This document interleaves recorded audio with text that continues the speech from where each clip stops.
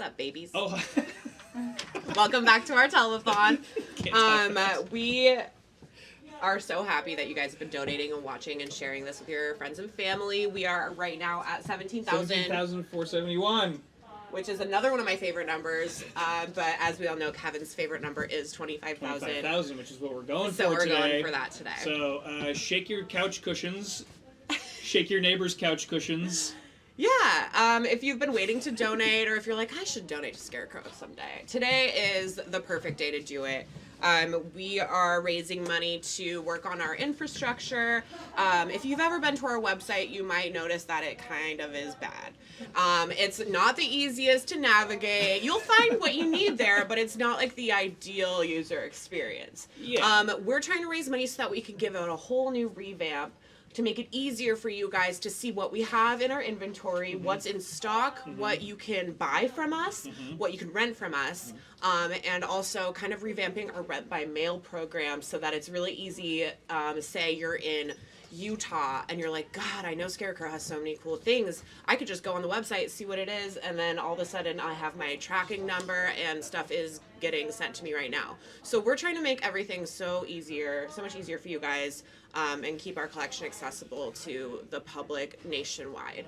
And every donation matters. Whether it's a $5 donation or a $500 donation where me and Kevin will wear our sunglasses for the rest of the telethon.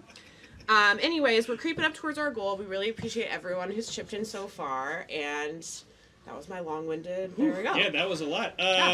Right now, do we want to do a special guest or do this first? Let's do a little shout-out first. Okay, we're going to do shout-outs first, sorry. Right now, we're going to do shout-outs. Also, yeah, if you donate, you can write a little note. We'll read it on air. We'll give you a shout-out. We're going to do that right now. We're going to do it right now. You go first. You want to do every other one? We got a message with all of these. Yeah. Oh, no. Okay, well, you go first then. Okay. Shout out to Ethan. He says, every time I remember that scene with Kevin Costner in Will Patton's work camp where the inmates cheer for the sound of music being shown on the big screen, I think of the importance of physical media to our hopefully not dystopian future. Thanks for being there, Scarecrow. I don't know what movie he's Love talking that about. hyper-specific. Love it. Does anybody else know which movie he's talking about? Work camp. I'm talking to people off camera. There are people there. I'm not... We're asking you. We're asking you. We're asking you at home. Yell into your devices at us. Steven, it's Silverado. I don't know if it is. Thank you, Steven. He says, Viva Scarecrow. Woods Paramedics. Thanks, Woods. Woods donated an amount that looks like around $500. Says, hi, Emily and Kevin. Please wear sunglasses. So I guess we're wearing sunglasses the rest of the show. Next break, we'll go to our cars where we keep our sunglasses, and we'll come back. All right. Rick says, will you please send a koozie if they're still available? If not, no worries. Thanks and good luck. Love the manners. They're still available. But yeah, we got you. There's a bunch available. I think, yeah, we got you. Janice Findlay, Scarecrow Video, you are a treasure. Thanks, Janice. Janice is like a film teacher around Seattle. She uses us as her resource. We are a good resource for students. That's how I first started coming here when I was in film studies at Seattle U. So. What was the first movie you rented here? We tried to figure that out, but I don't know if we could figure it out. Mine was Space Truckers by Stuart Gordon. Not his best movie, but it's a movie. But it's not his worst. Have you seen the one where the person's stuck in the windshield? Was that worse than Space Cowboys? I don't know. I've never seen Space Cowboys. Space Cowboys has Stephen Dorff in it. Yeah. Yeah. Thank you, Aniela. So sorry. Your name is beautiful. I just don't know how to say it. Thanks, Ian. Says Viva Scarecrow. And thanks, Deborah. We're laughing, we're crying, we're making pelmeni during the telethon. I don't know what that is. Will you send us some? Yeah. I'm just kidding. I don't know what it is. Just mail us some real quick. Put it in the mailbox. Yeah, thank you guys so much for all your donations. We're going to have to figure out a new challenge since we're going to be wearing our shades for the rest of the they're not going to get to see these beautiful baby blues or greens or whatever. Or my baby blues, too. Mine, too. Okay, yeah, we have some special guests. We do. Coming up right now. From the Stranger, we've got Jasmine and Chase. Oh, no, you can come on. There's one, or do we want to do? We got Jasmine! And we got Shay! Alright, come on down. Here, switch spots with me because I think you know what you're talking about more than me right now. Do I? I'm Also, going to let them take the floor. Pelmeni, I'm pretty sure, is like a Polish dumpling. That Oh. sounds so Pretty good. sure. Polish dumplings are So great. That that sounds sounds good. delicious. So mail us some over right now. That sounds delicious. Maybe fact check me on that, but I'm pretty sure Yeah, it's a well, dumpling. you know, whatever it is. Whatever it is, There is I that want it. Polish It sounds like dumpling a house. pasta or something, maybe. Yeah. Sounds like, oh, we gotta squeeze in. Our producer is telling us to just get real Yeah, what close a here. But we are fully We're vaxxed. We're all fully vaxxed. vaccinated. We're all fully vaxxed. Everybody are get their vaccinations so we can let and people back in the relaxed. store. Get And we back can all in the stand store. very close to each other. No, it feels good. Yeah, feels It great. does. It's not Yeah, go uncomfortable. out and get No, it. not uncomfortable Is at it all. not? Is No, it okay, feels I like hope you guys are in- 2019. No, I miss being in a very small space Yeah, with other I people. like seeing your guys' Right. faces IRL. This is Right. great. Right. So why don't you let them know what you guys do Great. Yeah. in partnership Yeah. with us? Well, Yeah. I'm Jasmine Kaimig, and this is Chase Burns, and we both write for The Stranger. And every week we post a column where we explore 4 titles that you can't find on major streaming services, and it's called Unstreamable. We've been doing it for a year and a half, I Yeah. think. Yeah, and we're about to hit 300 titles, which is incredible. Awesome. Yeah, Cool. round of applause. And Some it's of a- them may be streamable now, but most yeah, of them are not. It kind of, it goes on and off. And, Right. But, that this project would not have been possible at all without Scarecrow.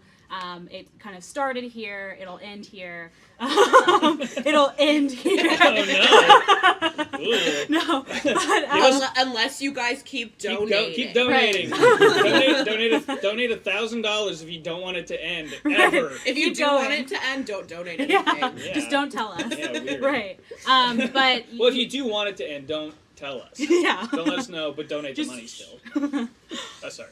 But it is a project that is not possible without Scarecrow. 140,000 plus titles. It's endless seeming, Yeah. right? And, we keep thinking we're going to reach the end, and it doesn't stop. Yeah. We keep going. Right. Thanks to you all. So it's sort Yeah. of like, it's lovely and it's also kind of miserable. I'm just kidding. No, It's an endless hell. We're stuck in this. We can't get out. Oh, trust me, that's like me every day. Every day I work here. I worked here for 19 years, and every day I'm like, oh, there's this new movie. I have to watch this one. I have to watch this one. I don't know what I'm gonna do if Watch I ever, lists are stop just endlessly. living here. Yeah. Right. You'll never run out of things to watch No. if you come to Scarecrow. Yeah, absolutely. Exactly. But we have a couple of recommendations. Yeah. I don't know, Chase, if you want to go first. Yeah, I'll start off with my very highbrow recommendations, which are the 2 first Divas Live from VH1. The first one is just Divas Live, which is from 1998, and it features Celine, Gloria, Aretha, Shania. Oh yeah, Shania Twain. Sorry, I read that really weirdly. And Mariah Carey. I was like, do you not think Shania's like Shania's on not par? No, I was. Is Shania not like, enough you of wanna a talk diva about- for you? No, I sort of was like, wait, is her name Shania? I was just having a real moment where maybe I was dyslexic, but no, I do love Shania Twain. But you, Shania, if you're out there, you're good. Yeah. you can Please donate. You can see the individual performances on YouTube, kind of, but you can't see it as a whole. And so I really recommend this. It's great with the in-laws. You can just throw it on when your mom's over. There's also Divas Live 1999, which features more divas, including Cher. So that's I just brought the Cher. divas. The best diva. Yeah. Was her birthday yesterday? Yeah, I it was a think couple so. days ago. Happy birthday, Cher. I just watched Moonstruck like a week or 2 ago. That's great. You can donate in the name of your favorite diva. That might be a fun thing to do. Yeah. Whitney, I don't know. Brittany. Whitney. Whitney, Christina. Brittany, and Christina. I don't know if we'll do a Robin. Maybe. I'll quickly do mine. Mine is the fantastic film, which is a horror film about an evil herpetologist that experiments on his Twinkie assistant and kind of turns him into a snake. And it's something that I keep coming back to all of the time. The makeup was done by the same guy that did Planet of the Apes. So it's this kind of terrible film, but with incredible makeup. And I think, the really rewarding scene comes at the very end, so you have to watch all the way through. So, and also you can't find it online. You can't find it at your local public library. It's here and it's waiting for you. So and keep on this Blu-ray around. too. I love it. Awesome. Thanks for those picks. Thanks for the picks. Thanks for spreading the good word Yeah. of Scarecrow. We love The Stranger. We love seeing what you guys pick each each week. It's fun. Everybody check out Unstreamable every week. Are you getting some Unstreamables today? Yeah. We are. I recently tried to like figure it out before I came here for the past year and a half, and lately I've been like, you know what, I'll just go in Freeform. That's kind of the magic of It is. browsing a video store. Yeah, You know? but sometimes it does mean that you're where I'm at right now, where I have no idea what I'm at. And you walk away with okay. like 20 things. You're like, I don't know where I'm going to So Yeah. now you're on the spot live on YouTube being asked what you're going to get, and you have no answer. I don't know. Maybe the like Star Wars musical, but I'm not sure. Okay. see. Okay. Did you have a pick or? Yeah, I'm picking a Gus Van Sant film that even the cowgirls get the blues. The cowgirls get the blues. Cool. It's not Okay. streaming, so watch Awesome. out for that. Yeah. Yeah. Excellent. Anything else?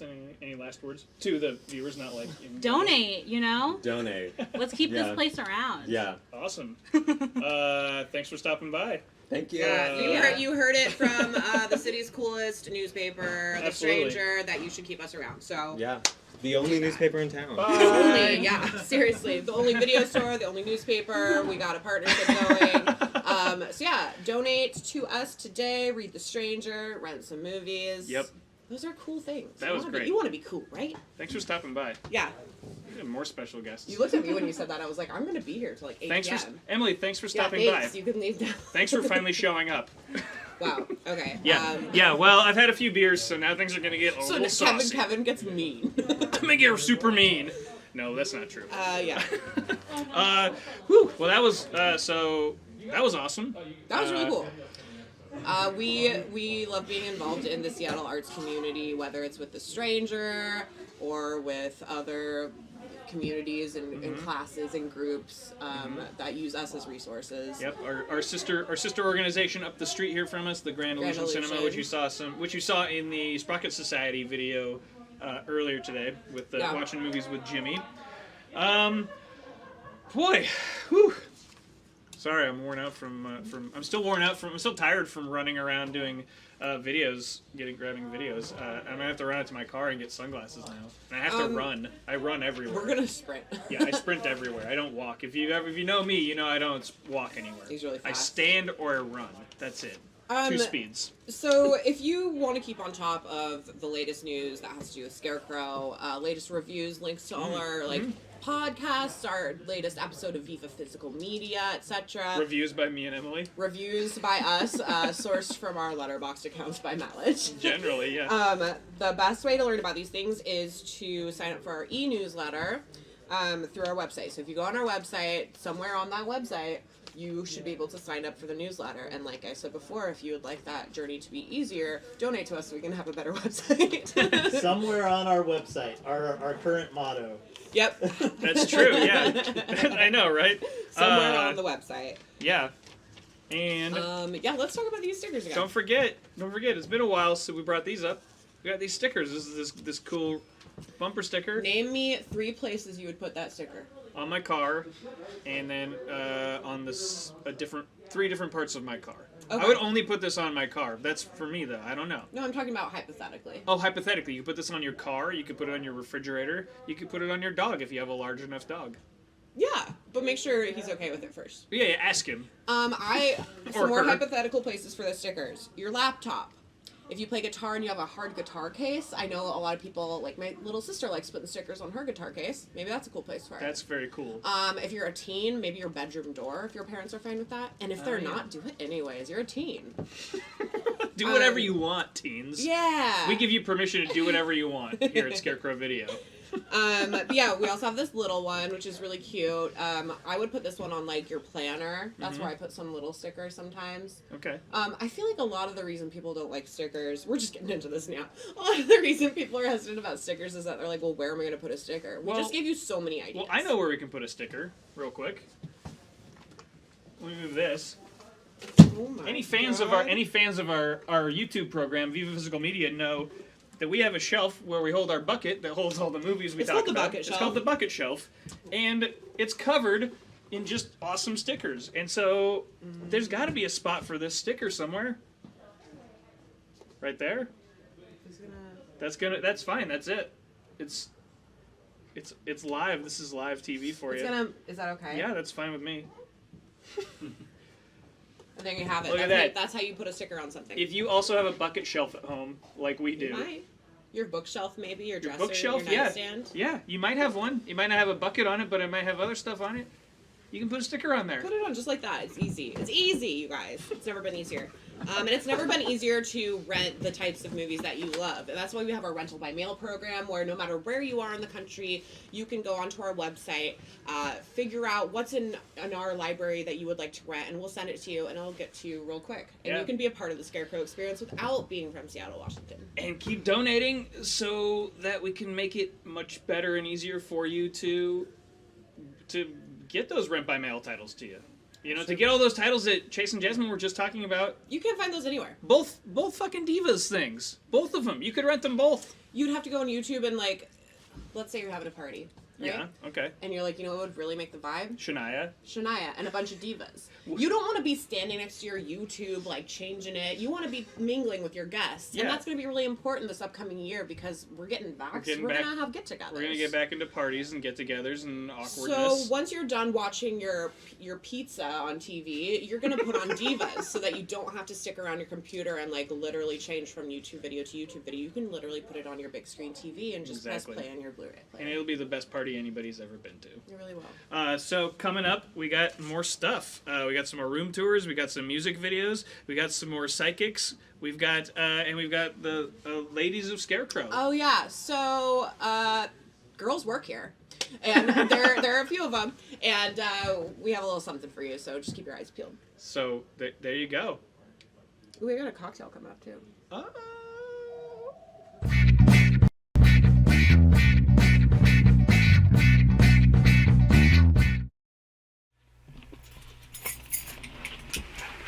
It's me again. It's Jensen. I came to talk about the men in prison section. I previously was a man in prison.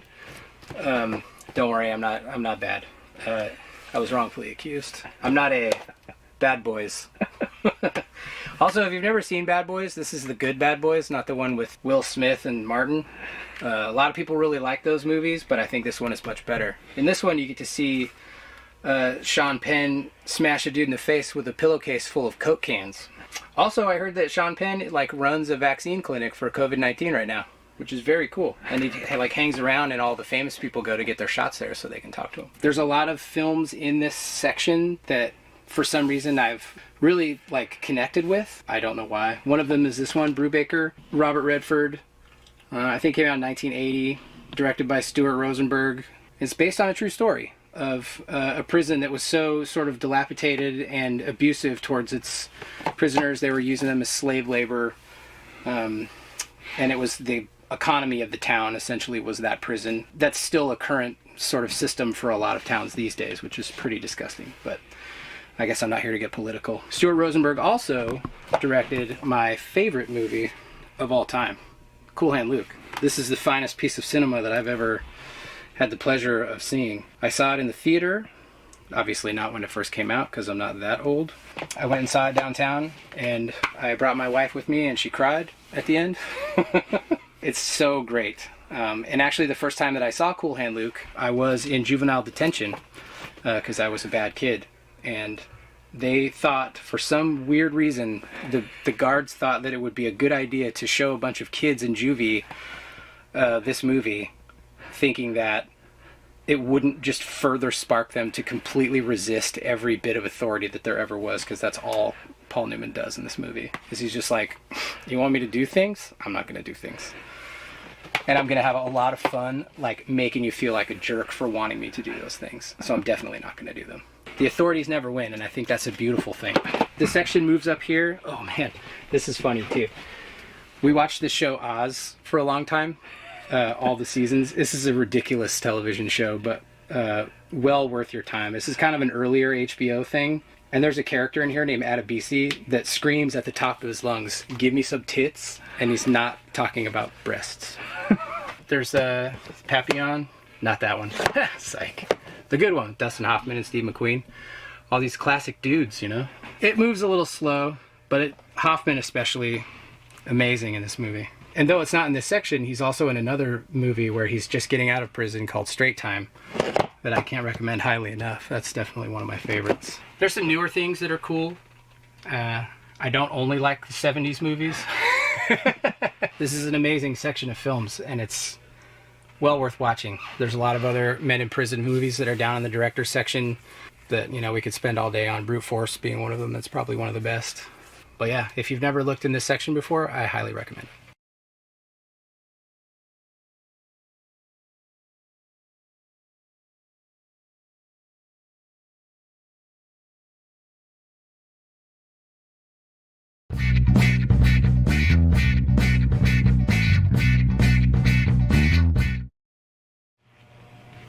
Oh, hey, Kev. Didn't see you standing there. Got a camera there. All right, so we're going to talk about the sexploitation room, which, contrary to popular belief, is not just where we keep the porno. We do keep porno in here, but there's also a lot of really interesting stuff that's also in this room. So let's start with the simple sexploitation section. One of the things that's great about sexploitation movies is they're very political intrinsically. If you're making a sex movie, you're always going to be busting taboos. And one of the great resources for finding older sex films is Something Weird. And we have like a complete bunch of Something Weird films. Is this John Hayes' The Hang-Up? This is coincidentally one of my favorite movies in this room by the great John Hayes, a terrific exploitation filmmaker. It's called The Hang-Up, about a cop who falls in love with a young sex worker. You can imagine how that goes for him. One of the other cool things about this room is the recent releases by companies like Vinegar Syndrome and stuff like that have been taking old hardcore films like classic, you know, vintage 70s, 80s era sex films and making really nice transfers of them. Vinegar Syndrome's been doing a great job of stuff like that. Also in here you have some of my favorite niche, like grindhouse exploitation sections, particularly the women in prisons films.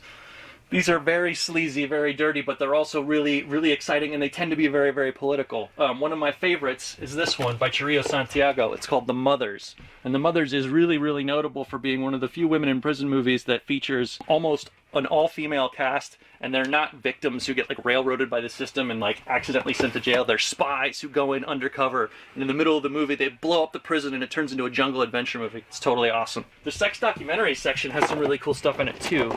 There's this old notorious one here called Fallen Angels by Gregory Dark, who is also a notorious porn producer. And that's about like sort of the seedy underbelly of Hollywood porn production. One of my favorites is this one, also put out by that company Vinegar Syndrome. It's called Labor of Love. And it's a documentary about these independent filmmakers in the 70s that tried to make a small independent feature, but the people who put up the money demanded that it have porn in it. So it's about these totally like naive filmmakers who end up having to make sort of an accidental porn movie. It's fascinating. I've actually never seen the movie that they ended up making, but I've seen this twice. And then, last but not least, the other most important part of this section is the director's section.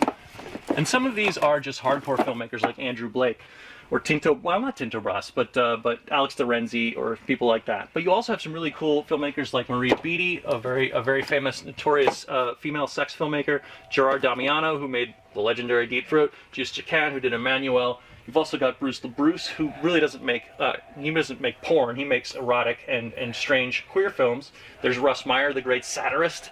My favorite, Joe Sarno, who's like the John Cassavetes of sex movies. This movie, All the Sins of Sodom, is amazing. You've got to see that.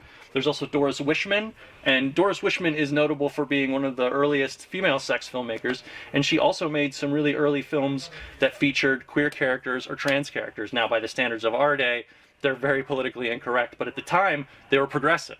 And so, you know, that's one of the ways that sex movies and sexploitation films have made really big advances in filmmaking and representation.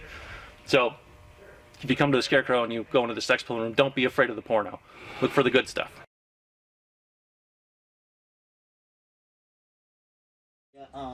So, do you guys like music? I do. We're back for just a second to give a shout out to Warning Danger. This is coming up as the world premiere of their music video for Asteroid, and after that, shortly after that, we're gonna have and then coming up after a couple other things, we're gonna have this guy who's gonna make us a drink that hopefully won't, kill us. Stay tuned. Hi, I'm Mark. And I'm Rick. And together, we are two parts of the band Warning Danger. And we want to thank Scarecrow Video for debuting our new video from our new song, Asteroid, from the new album of the same name. Scarecrow Video is not only a video rental store, but it's a public archive. And we want to thank Scarecrow for making us a small part of their historic and amazing archive. And we want to say thank you to Scarecrow for all the support, for all the independent and local filmmakers that you have supported throughout the year. Thank you, Scarecrow Video. My friends and I, we made a tiny little movie called Vampire Hunter Hank, and it's awesome. And you can find it in the local section of Scarecrow Video. So thank you, Scarecrow. And now it's our turn to support Scarecrow. Scarecrow has this amazing archive, and they have this wonderful vision about how they're going to improve their website and make their archive more accessible to a wider audience. So check out their website, and thank you so much, Scarecrow. We're behind you all the way. Enjoy the video. Like Mark said, Scarecrow's been around because of your support, and it is great that we have this unique resource in Seattle, and let's try and keep it going. And now everybody relax, sit back, and enjoy the new video, Asteroids from Warning Danger.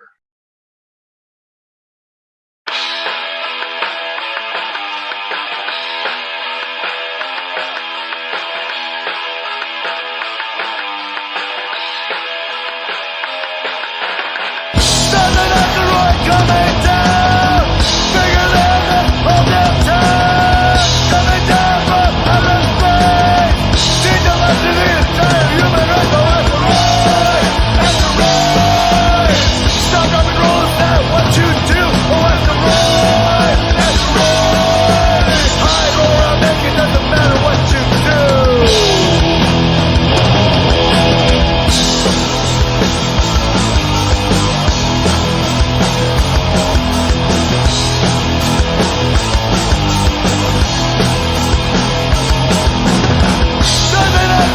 Coming down, gonna wipe out everything around.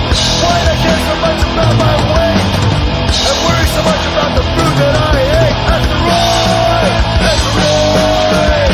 All those jumping jacks won't save you now. Asteroid, asteroid. Your CrossFit gym won't stop it now.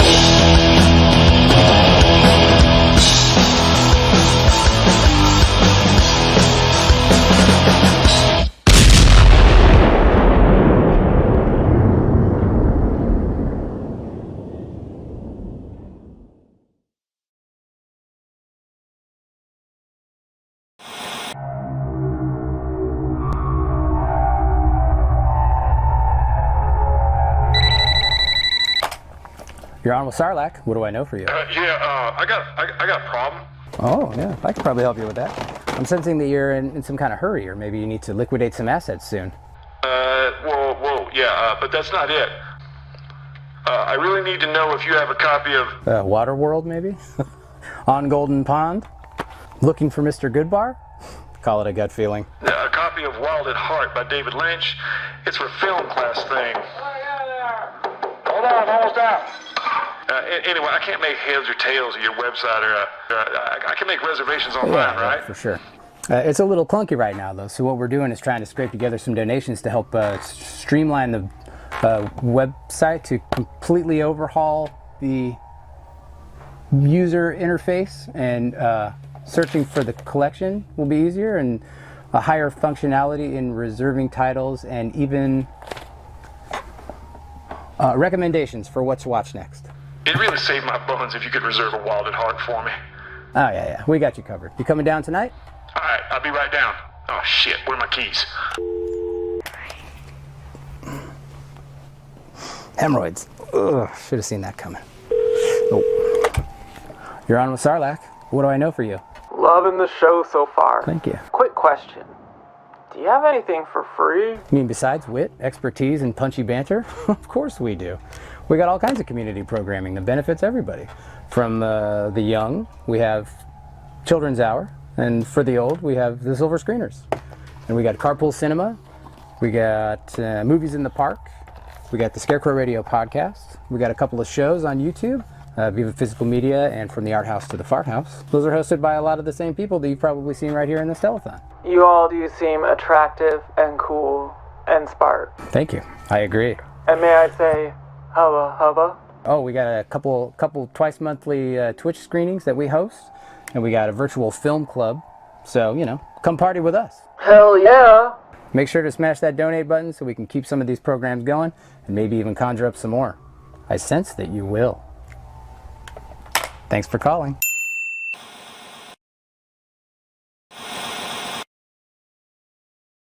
So, for this Ladies of Scarecrow segment, we decided to take a list of 99 female filmmakers and randomly draw a name for each of us. From that director's filmography, we chose one movie that Scarecrow has available for rent to watch and talk about for a minute. So this is just a small sliver of all of the great female-directed films you can find at Scarecrow Video. So if you're watching this, check out some women filmmakers ASAP. Which one of you guys want to go first? I'll go. Great. I got my thing pulled up. So I got Wanuri Kaiu, who is a Kenyan film director. She's also a producer and an author.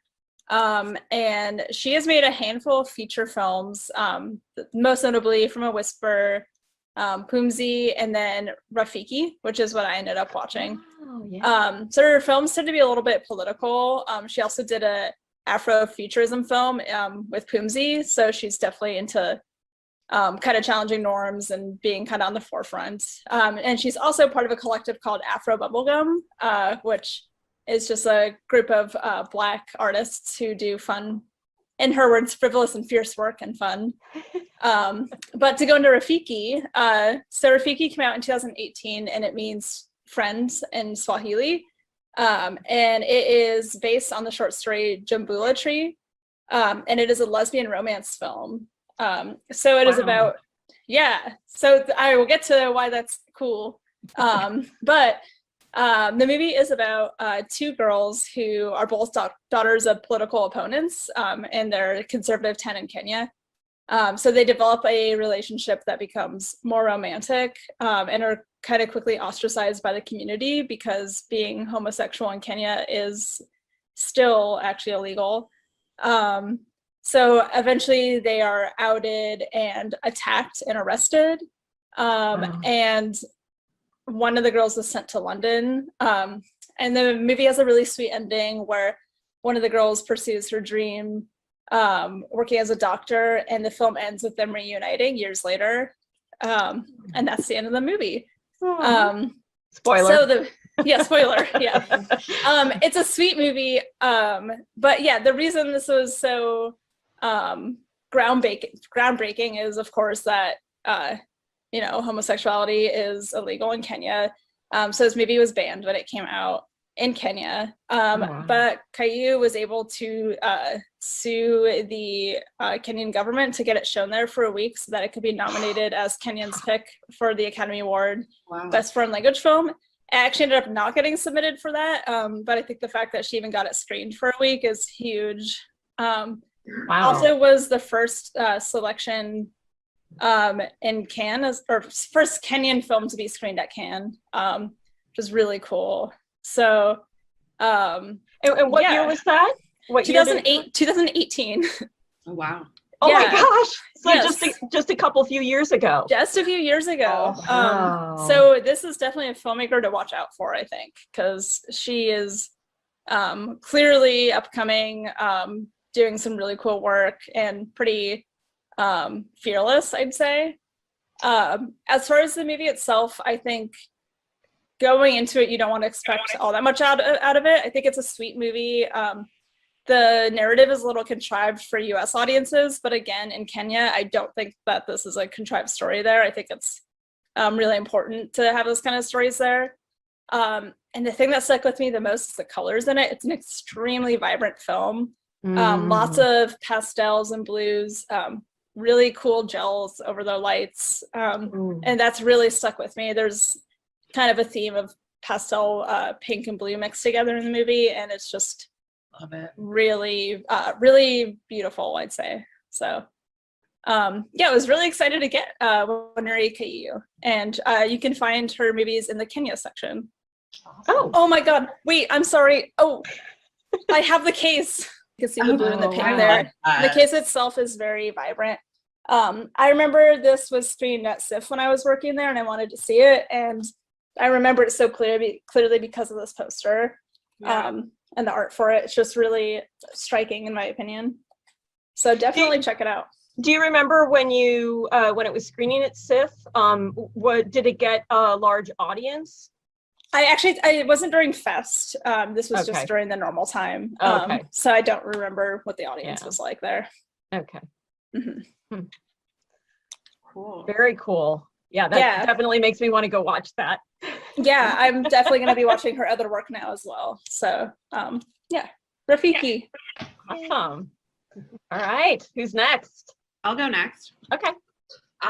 So I got Issa Lopez, and she did this movie, Tigers Are Not Afraid. So I was really excited when her name was drawn for me, because this movie has actually been on my watch list for a long time. So it was kind of the extra push that I needed to watch it. So she is a filmmaker from Mexico City, and Tigers Are Not Afraid is her third feature as a director. I think it's her first feature where she's like writer, like director, producer, like multiple positions behind the camera. So this movie follows a young girl named Estrella, she's about 11 or 12. She lives in a city in Mexico that is ravaged by the drug war. She comes home one day and her mom is missing and doesn't come home. And so she ends up joining a gang of orphan kids who are just running around the streets and trying to survive. They end up in possession of one of the drug lord's cell phones. And so the movie is them kind of dodging the cartel that's after them. Wow.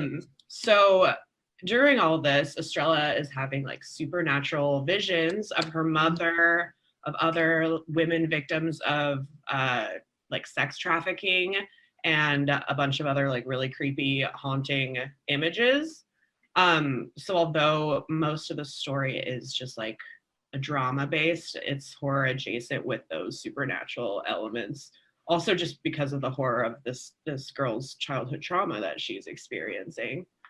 So that's like more like real life horror though, as opposed to cinematic horror.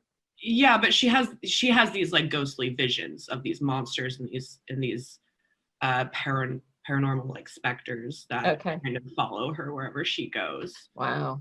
It kind of reminded me of Pan's Labyrinth in the way that it mixes the realism with the fantastic elements, and all told through like a child's point of view. Wow. So yeah, it was really good. I don't think she's done any other horror movies. I think it looked like she did some comedies. So it would be interesting to just like see the juxtaposition. But yeah, this one is really great.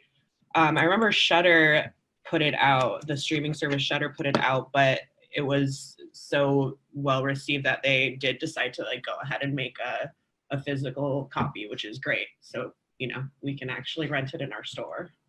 So I see stickers on the boxes. Was this somebody's pick for? Yeah, so this was Best of 2020. This was actually picked by Sage. Oh, wow, really? Yeah. He has good taste. Sage is a part of this. Yay. Shout out to Sage. Awesome. Thank you, Emily. Megan, do you want to go next? Sure. Yeah. I got Andrea Arnold. She's a British director, and her first couple films took place in the UK, Fish Tank and Red Road. And those ones really have kind of like an urban, like claustrophobic feel, but she really branched out for her next film, or a film that she did later called American Honey, which is so good. She actually wanted to make it because she took a road trip across the US, and then she wanted to make a film about what she saw here. So she spent some time just like recruiting kids, you know, on spring break and stuff, and who had like no acting experience, to be in her movie and live on the road and just make this movie for 9 months. And the story's told through this magazine crew. So it's these young adults going around selling magazine subscriptions on the road. And it's awesome. It just feels like this really wide open space. You know, they spend a lot of time going state to state and just staying in motels. And, you know, the kids are kind of getting to know each other in real time, I think, in the film as well. So these little alliances and friendships pop up, and it's pretty spontaneous. But the one person that she did have in the cast who's a kind of seasoned actor is Shia LaBeouf. So I don't know, she just talked him into doing it, or they met and talked about it, and he was into it. So he also lived on the road with the cast. Wow. And took part in the kind of spontaneous atmosphere. So it was, Did it have the feel of like an outsider's look at America, since she's British, or did it feel more like like somebody immersed in Americana? It felt like a classic road trip movie. It's just there's a lot of scenes with the kids in this van that they all drive around in, and they're going through all the different suburbs and cities and listening to pop music from that was the other thing I wanted to mention, is that the soundtrack is amazing. Like there's all this hip hop and rap music, and the way that she puts it into the film is that these songs come on the radio in the van, so the whole cast is singing along at the time. And then I wasn't familiar with any of the artists on the soundtrack, but I was singing along after a while too. That was really awesome. So and then let's see if I had anything else. I think the reason I picked it is because it is kind of a personal story for me. Like a couple years ago, a young woman knocked on my door, and she was from one of these magazine crews that just travel around in a van and sell people door to door magazine subscriptions. So it was like the middle of, it was like the middle of winter, and she looked really cold and like nervous, and I mean there was no way I was buying a magazine subscription, but I invited her into my house, and I like gave her some water, and afterward, like I kind of did some research online about these magazine crews, and they can be really exploitative. Like, the salespeople can end up indebted to the manager on the crew because they withhold their wages, and it's kind of like a human trafficking scheme in some cases.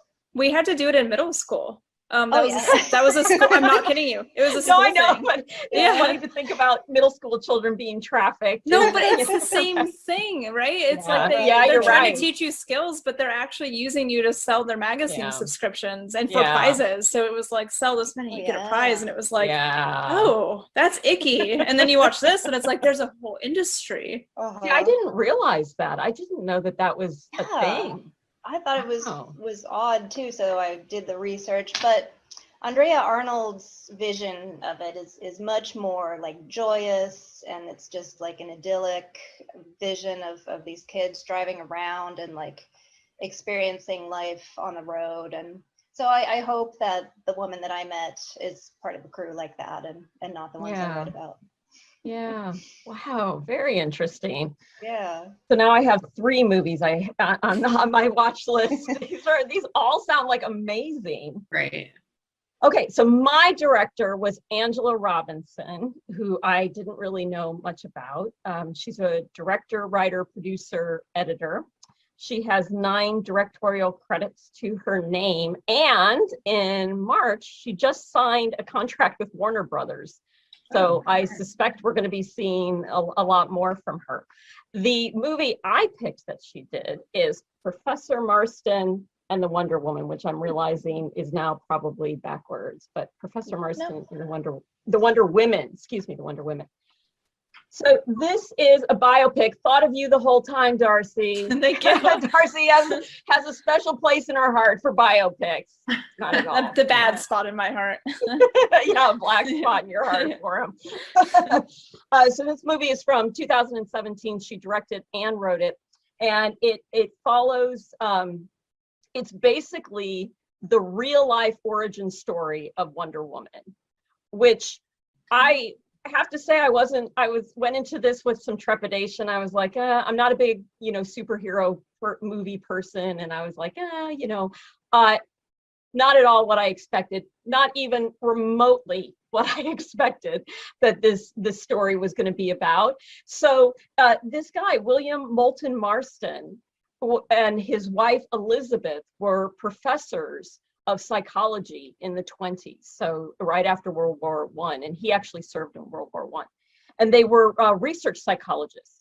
And in the process of their research, they actually are the ones that invented the polygraph machine, the lie detector machine, which is an element that is woven into Wonder Woman with the lasso of, of truth and that's sort of connected with their research. They hired a student to help with the research. Her name is Olive Byrne. And the three of them ended up having a lifelong polyamorous relationship in which each of the women both had 2 children, and they just had kind of a group home together. So what was interesting, and this also feeds into like the psychology behind Wonder Woman, is that Marston and his wife were really invested. I don't know if they created, but they were really invested in what was called DISC theory, D-I-S-C, all capitalized. DISC standing for dominance, inducement, submission, and compliance. And Marston posited that there's a masculine notion of freedom that is inherently anarchic and violent, and an imposing feminine notion that leads to an ideal state of submission to loving authority. And this came to him kind of as a byproduct of his experience in World War I and all of the violence and horrors that he saw. And his belief that women were just inherently less violent, and that if they were able to have more of a platform in the world, that we wouldn't have wars, and there would be less violence, and that it's that feminine energy that is missing in our culture. So keep in mind, this is the 1920s. I mean, if any of this is ringing true to you today, it sure did for me. So that was sort of the basis of his philosophy and his belief system, which is why a polyamorous relationship wasn't in conflict, because he was just more about love and really bringing out that feminine energy and empowering women to be able to express that. But as a result of their very unusual, eccentric lifestyle, it was really hard for him and Elizabeth to hold down jobs. They kept getting fired from universities. They kept having to move around. And that forced his hand into start writing. And so almost out of an act of desperation, he began the comic book Wonder Woman. And he also saw it as a way to kind of begin to indoctrinate children into this DISC theory, into this idea that the women, that the feminine has a really important role in the culture. And so again, none of this is what I expected. Like, I went into this thinking that it was going to be, I don't know what I thought it was going to be, but I wasn't expecting it to be kind of this deep and heavy. And the fact that Wonder Woman was really just kind of a propaganda tool for this whole psychological theory, and trying to indoctrinate children. And it's also interesting that that the comic books ended up getting burned because there was a big backlash against Wonder Woman. Culturally, there was a big backlash against Wonder Woman. And then because of images of bondage, which, if you think about the DISC theory, is the submission part, the submission and compliance. There were a lot of images of her being tied up and her tying people up, and that just rubbed the culture the wrong way, right? And also to have a powerful woman as your central character, who just was not. So she disappeared for a while, and then when she did come back, there was none of the bondage and none of that in there for many years. So this movie, I cannot recommend it enough. It was really wonderful. It was, and I know you hate biopics, but if you can put that aside and just kind of, embrace some of the ideas and just also a lot of what Angela Robinson focused on was their relationships. To have a polyamorous relationship, and they were very, I don't want to say they were going around publicizing it and say, oh, look at us, but they also weren't necessarily trying to hide it. They weren't ashamed of it. To be that way in the 20s and the 30s is incredible. Yeah. He died in 1945, I think it was, or 47. And Elizabeth and Olive went on to remain in a relationship for another 43 years after he passed away. So it was truly a mutual affection amongst all of them, and mutual love amongst all of them. So yeah, really, really incredible one. And I know we were only going to talk about movies that were directed by, but I have to say also as a result of this, I found this movie fabulous, which Angela Robinson is in. It is the story of queer cinema. And I watched this, so good, so interesting. I think the only other thing I had seen before was Celluloid Closet. And this one actually takes more of like a film history perspective in detailing it. Darcy, did you get a chance to watch it? No, I have the disc, so yeah. And you have the case, but I haven't watched it yet. All right, awesome movies. I'm glad we're all good Absolutely. and we all were pleasantly surprised. That's great. Yeah. So we'll have to play our women director lottery again one of these days. I would love Definitely. Sure. Okay. Anything else And before I all stop us rentable- recording? No, just all rentable at Scarecrow. Yeah. No. Yeah. Do we all want to just show our case? Physical media. Altogether. Yay. Cute.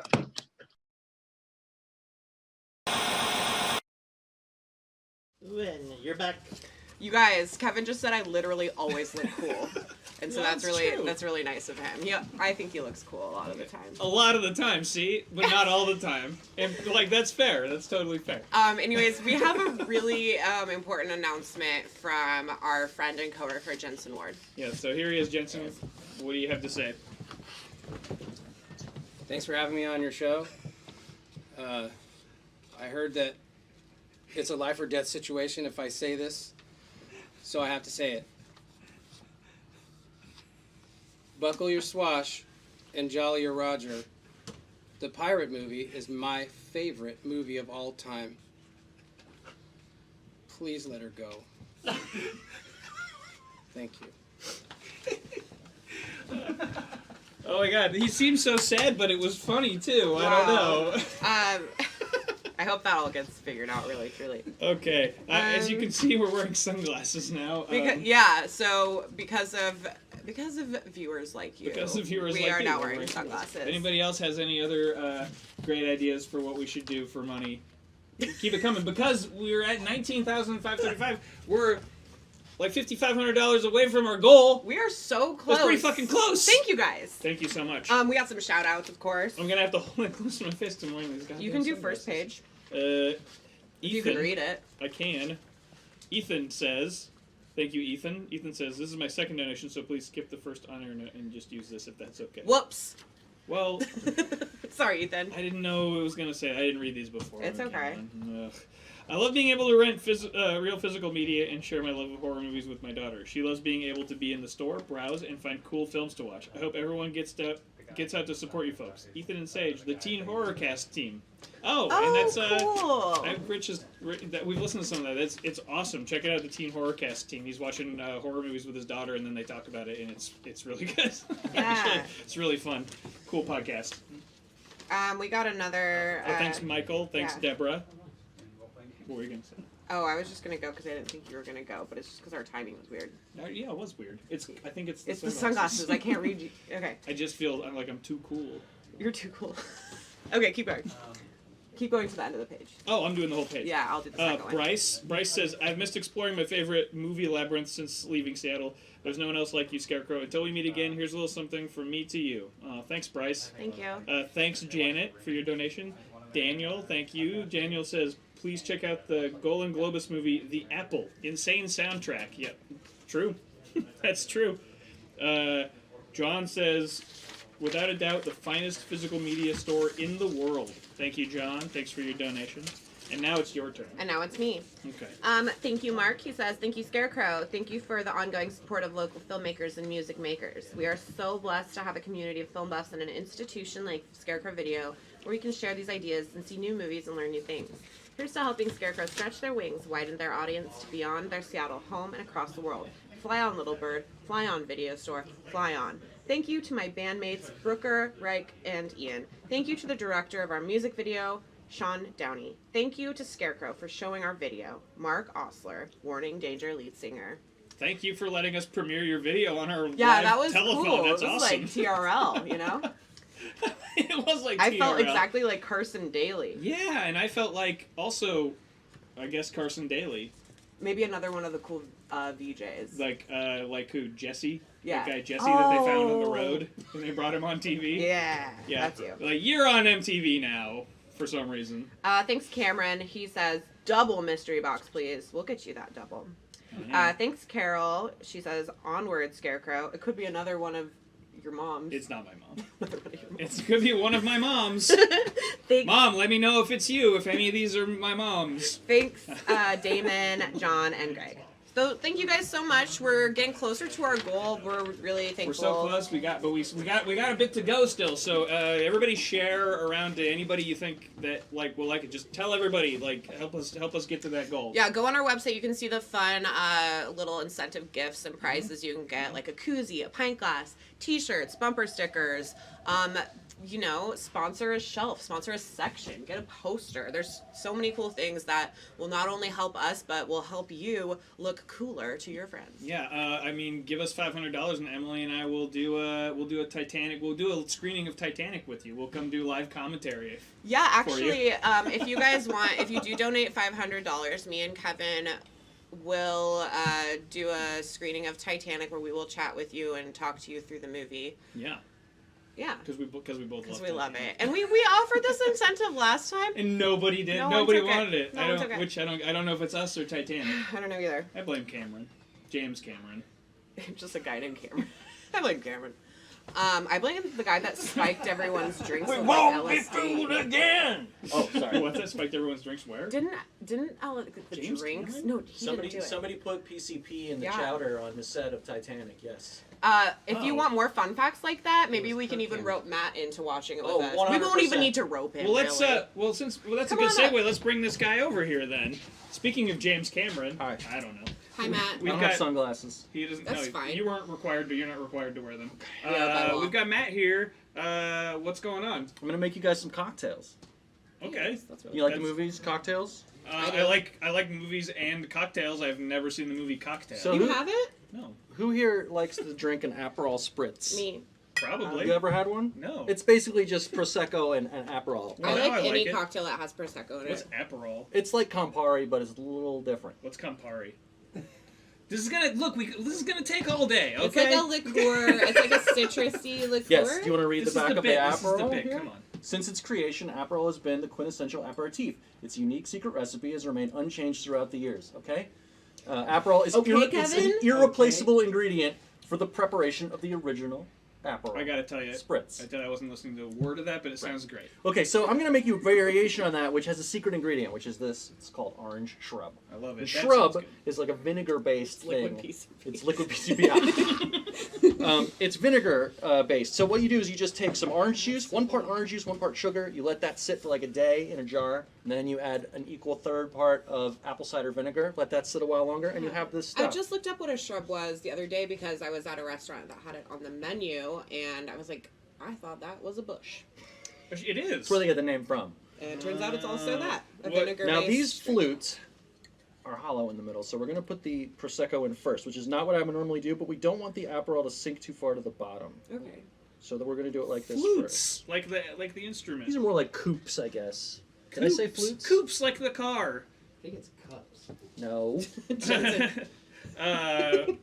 What? You shush. While we're on this, what movie would you pair this with? What movie would I pair this with? Yeah, what would be like? What would this drink go with? Like what would you call this? Or Well, it's like a which sunny movie summer drink, Okay. so What's a good movie that would go with? Turner and Hooch. Turner and Hooch. Or where to go? Where to go? Yeah, pick one on the shelf. Murphy's Romance. Oh yeah, Sally Field Jeans movie. We still Definitely a Sally Field We'll get Jeans together our movie. Sally Field Jeans section pretty soon. So a little bit of Aperol, and you don't need too much. Love the color.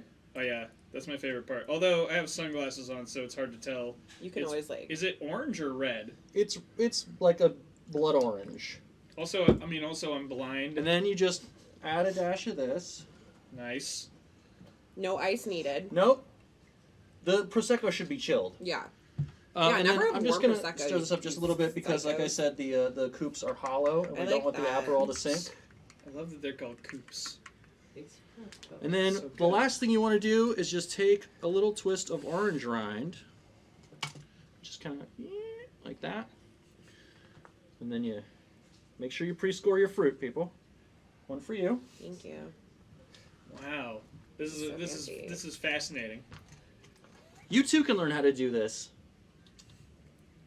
You know, if you donate to Scarecrow, we'll get mad on more things making us drinks. Yeah, if you want to pair some movies with drinks, just donate some money. I mean, if you want to pair Turner and Hooch or Murphy's Romance or I don't know, the Smurfs. All right, chin chin. Smurfy's Romance. Ooh, I'm dripping. Santé. Santé. Eye contact. Yep, that's the shit. Oh man, that's really good. And there's 4 of them, but only 3 of us. Oh no, are we gonna have to drink another one? We're gonna have to Thunderdome for the 4th one. Bust the deal, spin the wheel. Well, jeez, all right. Here's to you guys. Keep donating. Oh yeah, and cheers to you if you were Here's to following you. along at home. If Here's you the have Scarecrow all these, video. Here's to Scarecrow. Here's the Scarecrow. And hold on, don't go away. That's not the one. Oranges. Well, I don't have my schedule over here, so I don't know Something what's cool's next. coming up next. We do have something cool coming up pretty VHS soon. swap. Dun dun dun dun dun dun dun dun dun dun dun dun. Dun dun dun dun dun dun dun dun dun dun dun dun dun dun dun dun dun dun dun dun. Dun dun dun dun dun dun dun. Oh, heavyweights. Dun dun dun dun dun dun dun dun dun dun dun dun. Have something to drink, and these sunglasses are really. All right, swapped. Oh, I love a Heidi and European Vacation double beach. Oh, actually, that would be pretty good. The hills are alive with the sounds of Heidi. All right. I don't know. We're at 19,535 right now. We're so close, you guys. We're Let's so keep close. on going. We're so close. Keep us going. Keep us. Help us get to 2.1 and turn our things into a Robo Crow so We that are we're the like last. more awesome. We're literally the last video store in Seattle. Yeah. So, I mean, we're pretty important. We're pretty important around here. So you need to donate to keep us alive and to keep us going because we are where you guys can get movies. We're where you guys can figure out your favorite types of movies. You don't need Netflix, Hulu, or those things. You can have them, sure, but don't depend on them to dictate your taste and to tell you who you are when it comes to loving film, you know?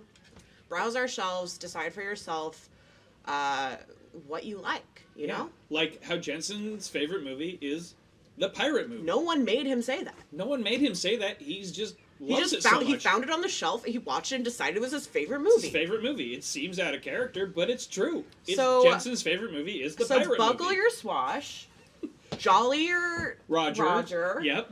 And donate to Scarecrow Video. Absolutely. It's time. Wow. And then now it's time for this thing. Trivia. Give it a dance. Oh shit! It's the trivia thing. Well, I didn't know. I don't have my thing out here. I said that, and nobody's helping me. What's a trivia? Well, we've got a big thing coming up. We've got trivia with hosted by Ken Jennings. Do you guys trivia question? Do you guys know who Ken Jennings is? He's only the smartest man in Seattle, But if not the world. He's also a huge fan of Scarecrow Video, and we got him to do a trivia with us. So he hosted a trivia contest with some Scarecrow employees. You'll recognize a few of them from here. You'll recognize this one From your heart. From your heart. You'll recognize him in your heart. You'll recognize him in your brain. And may the best Scarecrow employee win the trivia contest. I already know who won, and I'm not going to spoil it right now. I'm not going to spoil it right now. Bye. Welcome everyone who's watching the Scarecrow Video live stream. Thanks a lot for watching and supporting Scarecrow Video today. We have a special treat for you. It's a Scarecrow Video staff trivia challenge. We invite you to play along at home.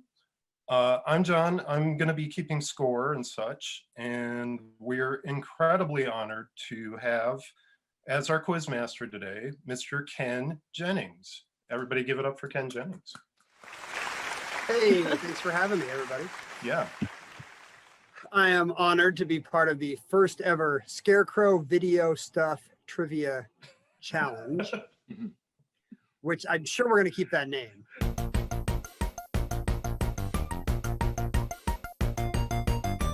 It trips off the tongue. Like, why would you call a show Jeopardy when it could be Scarecrow Video Stuff Trivia Challenge? I'm your host, Ken, and I want you to meet our 4 contestants today here on the inaugural SFSTC. Nice. Let's say hello to Jamie. Hi, I'm Jamie. Kevin. Hi, I'm not Jamie, I'm Kevin. Hey, Kevin. Darcy. I'm Darcy. Darcy and Ben. No, hey, everybody, Ben, it's me. Yes, that's Ben. Got it. Well, thanks all for being good sports. And you're all Scarecrow store employees / volunteers / whatever. Yep, for most of my life. For most of my life, worst Kevin score is has going to get been let there. go. Coffee is for closers only, you guys. I'm sorry to have to announce this, but only one of you gets to keep your job. The way late stage capitalism insists, with trivia questions. There's going to be 5 rounds of movie trivia here, and we don't have an elaborate buzzer system over Zoom, so we're just going to have you buzz by saying your name if you know the answer.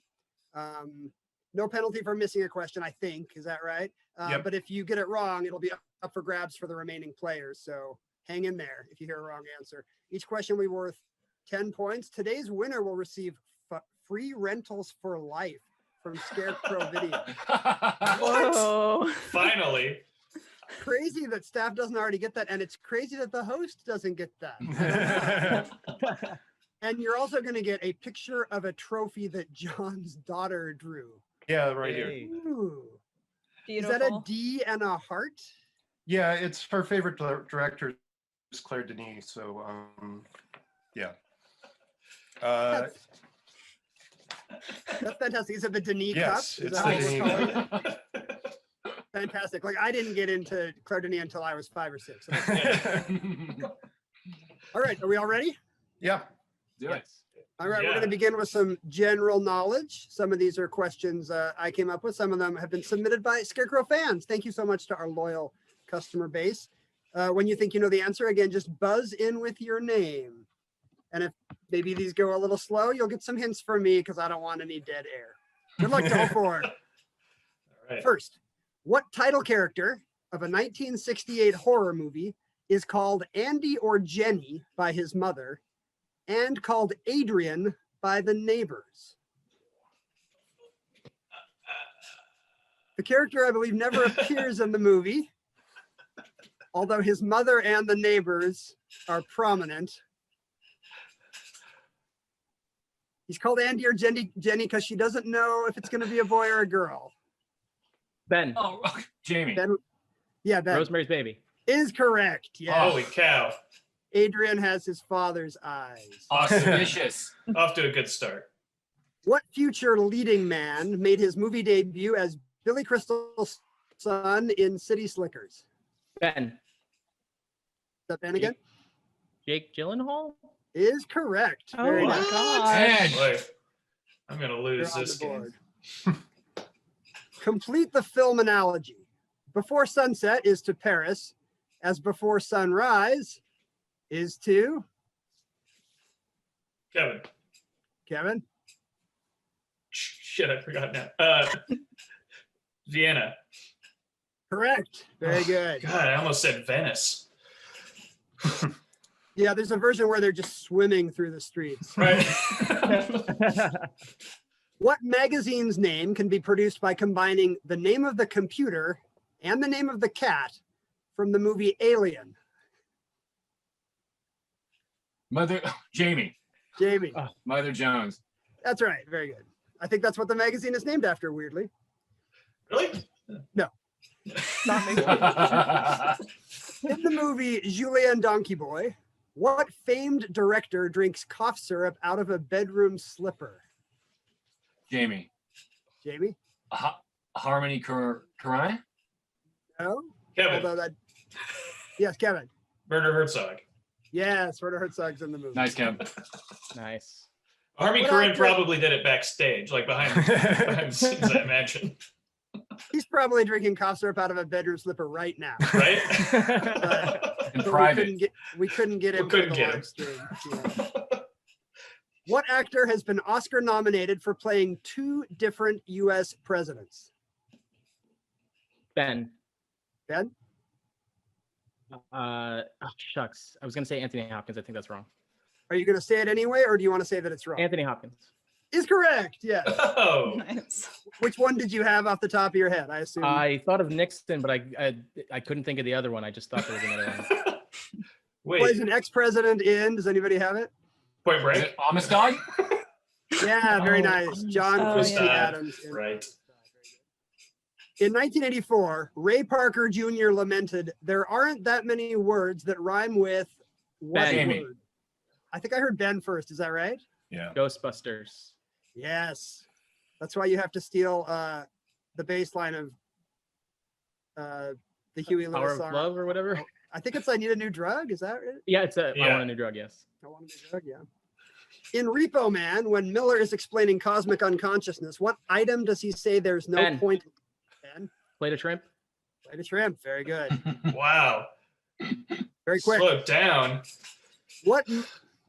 Oh, here we go. What actress starred opposite Errol Flynn in 8 of his films and then went on to outlive him by 60 years? Jamie. Jamie. Is it Olivia de Havilland? Yes, that's always the best revenge. Errol Flynn, just outlive him by 60 years.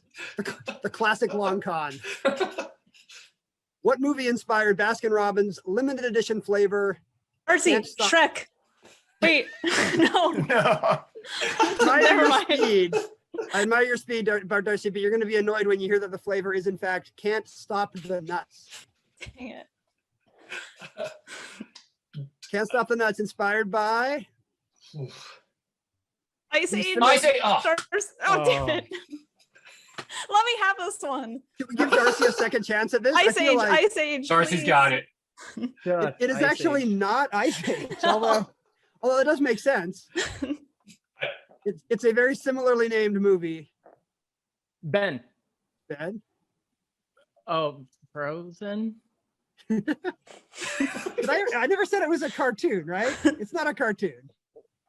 It's a disco era classic, right? Oh, no. It is Can't Stop the Music. I'm sorry. No Oh my points. God. Oh, wow. Because Baskin-Robbins not that into the elaborate puns or clever names at all. They're not Ben and Jerry's. Right. No. They just replace a word in the title with an ingredient in the ice cream. They're That's like, 'cause who of all the wants, who wants desperately seeking walnuts? The name of that ice cream is because of all the short shorts in that movie. Ah. Oh, God. What embarrassing fate befalls Bill Paxton in True Lies, Adam Sandler in Billy Madison, and Bradley Cooper in A Star Is Born? Darcy, peeing pants. That is correct. We Nice. finally Yes. found your Oh category. my God, I did it. There's no more categories about, there's no more questions about pee, though. Oh, it's too bad. That is my forte. Don't get cocky.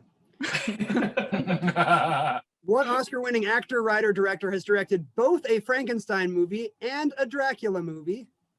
The latter his final film as a director. Jamie. Yes. Roger Corman. No, it's a good guess. They are not horror movies. In fact, they're both comedies. Jamie. Ben. Oh, God damn. Ben. Are we going to give Jamie a second chance here, judges? What are we doing? I'm afraid not. I'm sorry. Oh. And I think you were second. Mel Brooks. Yeah. Yes. Young Frankenstein and then Dracula Dead and Loving It. Dead and Loving It. Very nice. According to the credits, what movies' mostly unnamed characters include Roadkill, Dostoevsky Wannabe, Traumatized Yacht Owner, Pap Smear Pusher, Hand Stamping Kevin. Arm. Kevin, right? Slacker. Very nice. Hand Stamping Arm Liquor and Budding Capitalist Youth. Very good. What actress watches George Clooney die in a hit 2013 movie? Ben. And then, Ben, you're Sandra Bullock. anticipating. Sandra Bullock. That's correct. And then visits his grave in a hit 2018 movie, Gravity on Ocean's 8. Ocean's Yeah, 8. It was a two-parter. Two-parter, but Ben didn't even need it. He's playing, you guys are playing checkers, he's playing chess. The movies okay, let's do it this way. The beginnings of the movies World War Z, Office Space, 8.5, La La Land, and Falling Down all feature people stuck in what Ben. unfortunate Ben? Traffic Jam. Yeah. They're all stuck in traffic. Very nice. In The Boy in the Plastic Bubble, which astronaut, we even need to say the rest, which astronaut attempts to comfort John Travolta in said bubble? I don't remember the astronaut. Is it Buzz Aldrin? I don't That's know. correct, Yes. Darcy. Very nice. Okay. Yes. Thank you for throwing that in there for me. Here's a yeah, some of these I were like, these are too hard. And John is like, there's a very specific reason why some of these questions. Thank you, John. Here's a question submitted by Scarecrow fan Alex. Thank you for your service, Alex. It's Tuffy. Who has been nominated for the Best Actress Oscar 4 times, once in each of these decades? The 70s, 80s, 90s, and 2000s. And she only won for the 1970s nomination. Ben. Jamie. Ben's first. Ellen Burstyn. It is not Ellen Burstyn. Jamie, you feel confident? Meryl Streep. No. It's exactly 4 nominations. So, no, she won for the 70s one only, which was 1977. Wow. For Kevin. playing the title character, Kevin. Diane Keaton. Yes, it is Nice. Diane Keaton. It's Annie Hall, Reds. Marvin's Room, and Something's Gotta Give, I think. Yep. Is that right? Something's got to give. Yeah. Isn't that crazy? I can't believe she didn't win. But now the video can say Academy Award nominee on the box at Scarecrow. The Scarecrow Film Club. Oh, these are submitted by Troy. Thanks, Troy. The Scarecrow Film Club watched the Kurosawa classic Yojimbo in January, which was remade 3 years later. Jamie? Fistful of Dollars. Correct. Spaghetti Western. The Scarecrow Academy Noir series recently watched Gun Crazy, very enjoyable flick about 2 gun nuts who rob a bank. This is very long. In the opening backstory sequence, who played the male protagonist as a young teenager?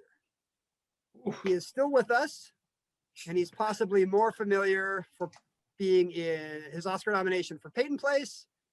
He's in The Haunting. He's in West Side Story. He is the Hawaii-loving psychiatrist on Twin Peaks. Jamie. Russ Jamie. Tamblyn. Yes, very good. Man, you had to eke that one out of us. Holy cow. Yeah, I like it when a trivia question is literally 5 to 8 minutes long. What I'm going for. In the 1978 Michael Crichton medical thriller Coma, what actor played one of the first victims? Jamie. Jamie? Tom Selleck. Very nice. Very nice. I have a feeling that one was for me. In the 1986 Brian Trenchard Smith movie Dead End Drive-In, our hero is trapped in a post-apocalyptic Burning Man-esque punk concentration camp, which is the titular drive-in. Okay, here we go. Name one of the 2 early Trenchard Smith films that are being projected on the drive-in screens during his stay. Jamie. Either one, Jamie. Turkey Shoot. That is correct. Very nice. The Did other anybody one. name the other? Man from Hong Kong. Good, Man from Hong Kong. I'm not keeping score because I'm just too big a name to do that kind of John, what are the scores right now? Well, right now we are at 80 points for Ben, 60 points for Jamie, 40 points for Kevin, 20 points for Darcy, and I think it's anyone's game. Everybody is on the board. You love to If see Ben it. stops playing. Yeah. Round 2 is called Creature Features. This is gonna be a lot faster because I'm gonna name a movie and you're gonna tell me what kind of animal the title character is. What kind of animal is the named title character of these movies? It'll start easy and get a little harder. First, Babe. Jamie. Darcy. Ben. I heard Jamie first. A pig. Yeah, I wonder if it's Zoom latency is going to be the Right. That's what it is. Next, My Friend Flicka. Jamie. Jamie. Horse. It is a horse. Finding Nemo. Jamie. Darcy. Oh. I think I heard somebody before Jamie. Nice. Was it Ben? Clownfish. I think it was Ben. I think it was Ben. Clownfish, yes. Clownfish. Mighty Joe Young. Kevin. Jamie. Ben first. Orangutan. I don't believe so. I don't think that's right. Who did Kevin. I hear second? Oh. Go ahead, Kev. Gorilla. Right? Yes, I think Gorilla is right. I hope, can somebody back me up on that? Yeah. I think it's I had answers. I wrote these questions and yet I still don't have the answers. Next, Bringing Up Baby. Jamie. Ben. I heard Jamie first. Cheetah. I don't think so. Darcy. Ben. Darcy. Ben was first originally, but Darcy got on the bounce back. What is it? Oh Darcy? God, what if I'm wrong? Leopard. Oh, Leopard is correct. Okay. Yes. shame. I feel shame. The Yearling. Jamie. Wow, going all the way back. Jamie? A horse. No. Kevin. Kevin? Deer. Yeah, it's a little deer. Oliver and Company. Kevin. Ben. Oh. Oliver, not the company. Yeah, is it Kevin? Yeah. It's a cat. Little orange Yeah, cat. Oliver's a cat. Very good. Ben. Ben. I'm not Jamie. calling on Ben. I'm not calling on Ben. Ben the Ben is a movie. Yes. Ben is a rat. Yes, not you, Ben. Holly with an AU. Ben. Ben. Parakeet. Is that right? Shoot, I should know this. How confident are you about your answer? I think that's wrong, actually. Does anybody want to try Kevin. again? Kevin. He's a parrot. I think Polly's a parrot. This is always fun to watch me Google in real time. Yeah, Wikipedia seems to agree, so it must be true.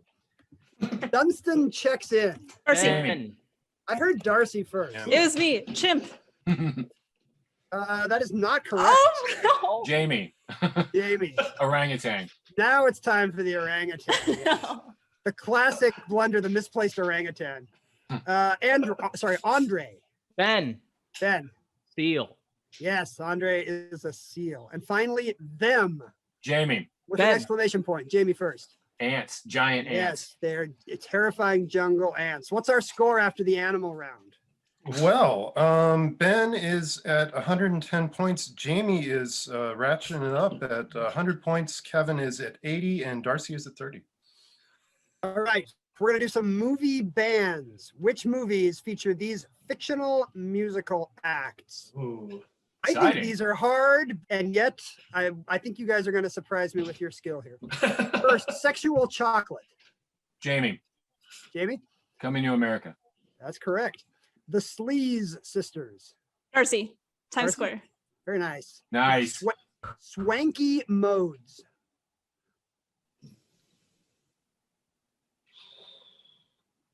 Nope. Oh, I tried. I'm sorry. I've even It's- seen this. Yeah, everyone should see this. It's But tape not heads. well enough to give a hint. The cast Oh, includes... tape heads. Oh, did somebody? I heard somebody say it. Who said it? Oh no, Ron? I gave it away. Oh, you I gave didn't it think away. Oh, anyone that's could. fine. Okay. I was exclaiming incredulousness. That was too hard. So I saw it this so one- long ago. This one's pretty hard as well. Eddie and the Cruisers. Ben. Who said it? Ben. Ben?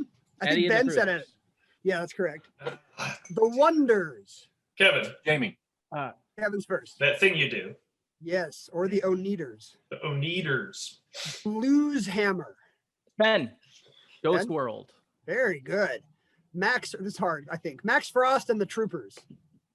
Jamie. Oh, Yes. that's wrong. Sorry. All eyes are on you. You don't want to take a shot? No. I was gonna guess Buckaroo Banzai, but that's not correct at all. Classic 1968 youth culture. Wow, Shelley Winters. I couldn't have told you that. Wild in the Streets. Wild in the Streets. The Carrie Nations. Jamie. Yep. Beyond the Valley of the Dolls. Very good. The Commitments. Ben. The And Commitments. yes, but I hope you feel bad about yourself. Jackie and the Wombats. Kevin. Yeah. Is it Starstruck? Very good. Nice. Breaking Glass. Jamie, is it Breaking Glass? Hey, there we go. They can be taught, it turns out. You're a friendly video store employee. Me smart. Triton. Triton. Triton. It's tough. That's a rock and roll nightmare. No points there. So mystery. Oh, no. That is Satisfaction. Jeez. Sex Bob Ben. Yeah. Scott Pilgrim versus the World. Very nice. The Dreamettes. Ben. Dreamgirls. Yep. Very good. Wow. Dragon Sound. Jamie. Ben. Miami Connection. Yeah. Very nice. And finally, Big Fun. Jamie. Yes. Heathers. That's very nice. Very good. Darn it. I feel like Jamie has maybe extended his lead. What's the score, John? It's getting closer. Ben is still at a little bit ahead at 160. Jamie's at 150. Kevin is at 100, and Darcy's at 40. I still think it's anyone's game. My mistake. Jamie is catching up, but not yet in the lead. Round 4 is a Jeopardy classic, before and after. Now, if you guys are not 82-year-old women who watch Jeopardy, let me explain the conceit here. The answers here will incorporate 2 overlapping movies. For example, if I say, a young Jedi learns that his father is actually high-diving college freshman Rodney Dangerfield, you would overlap the 2 relevant movie titles and say... Empire Strikes Back to School. Back to School. The Empire Strikes Back to School. Jeez. I'm gonna Here lose. we go. This could be genius or extremely painful and get cut out of the final. Oh, it's not getting cut for sure. We don't do that. Here's your first pair of movies, and you must overlap them correctly. You can't just yell 2 movies at me. When Clive Owen discovers the last pregnant woman on Earth, government agents quickly show up to erase his memory. Ben. Ben. Children of Men in Black. Children of Men in Black is correct. Ben's gonna kill this one. Yeah, this is No. Ben all over it. You can't lean back. You can't just sit back and watch Ben work. No. Dangerous Prague doctor Daniel Day-Lewis discovers a door in his hospital that leads into the brain of a popular actor. Can we have the first part of that again? Lecherous Prague doctor Daniel Day-Lewis. Who is Jamie. carrying on romances with Jamie. Jamie. Unbearable lightness of being John Malkovich. The unbearable lightness of being John Malkovich. It's Very difficult. I think these will all be in the correct order, if that helps. A redneck sheriff needs Sidney Poitier's help when zombies overrun Sparta, Jamie. Mississippi. Jamie. In the Heat of the Night of the Living Dead. Very good. Sometimes on Jeopardy, these are actually 3 or even 4 parts. But, I just don't know if you guys are at that level yet. Next pair of movies. Sharecropper Seeley learns to express through her music just what it feels like when doves cry. Jamie. Yeah. The Color Purple Rain. Color Purple Rain. These sound like good movies, right?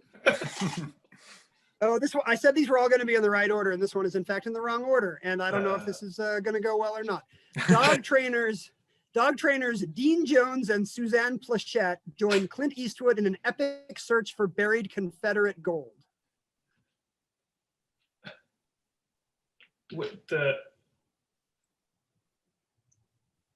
my God! What's the Good, the Bad, and the Ugly Dachshund? Good, the Bad, and the Ugly Dachshund. Sorry, I forgot to say my name. I just watched the Ugly Dachshund like a half hour ago. Wow. That's in your Dean Jones Suzanne Plachette shelf or shelf. Okay, I don't even know if this one is going to work. Single mom Laura Linney discovers her wayward brother is a check-kiting con man on the run from the FBI. Jamie. Jamie? You can count. You can count. You can count on Catch Me If You Can. I'm not going to take that. Who else wants to try this? What?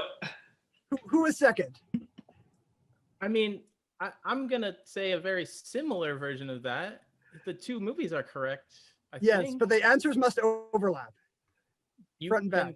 You can catch me if you can. Yeah. You can- I'm not going to take that because I'm a dick. Catch me if you can count on me. Yeah, who said it?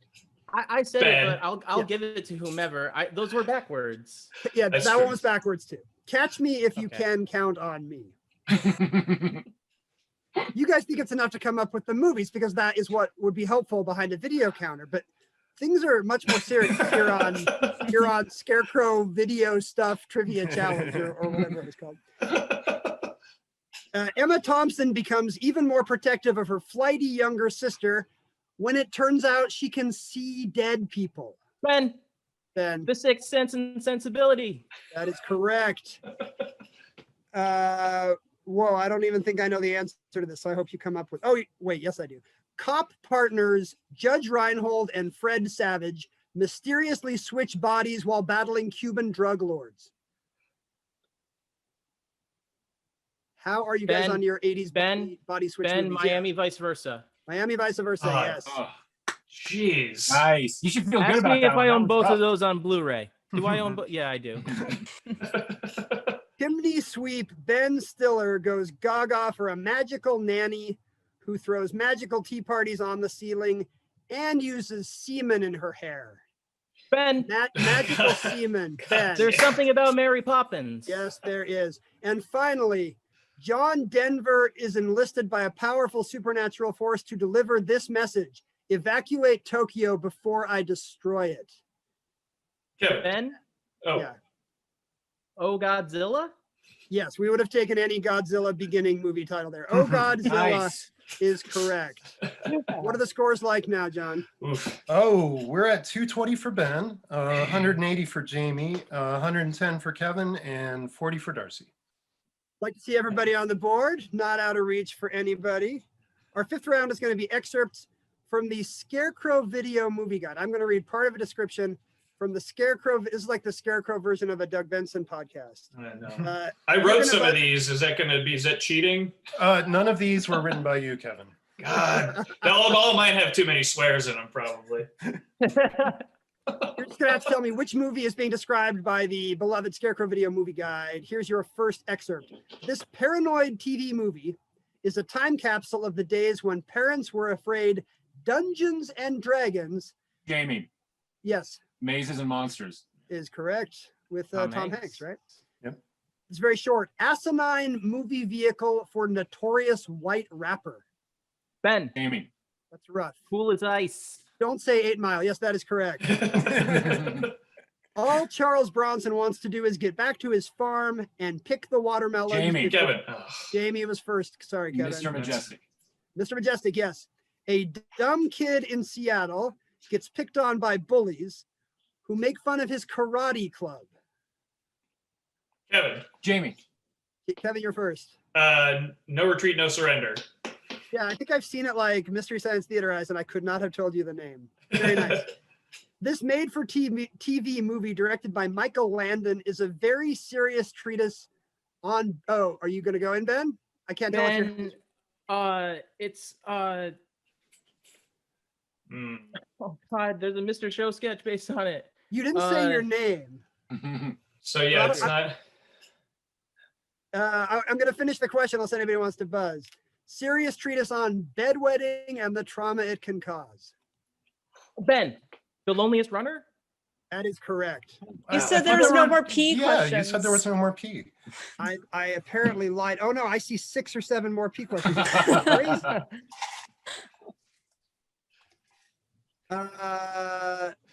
Yeah, maybe you were going through all the other Michael Landon bedwetting movies in your head, but no, that was The Loneliest Runner. Very nice. A naked whistling alien baby is sucked into a NASA landing. Kevin? Mac and Me. That's the beginning of Mac and Me, yes.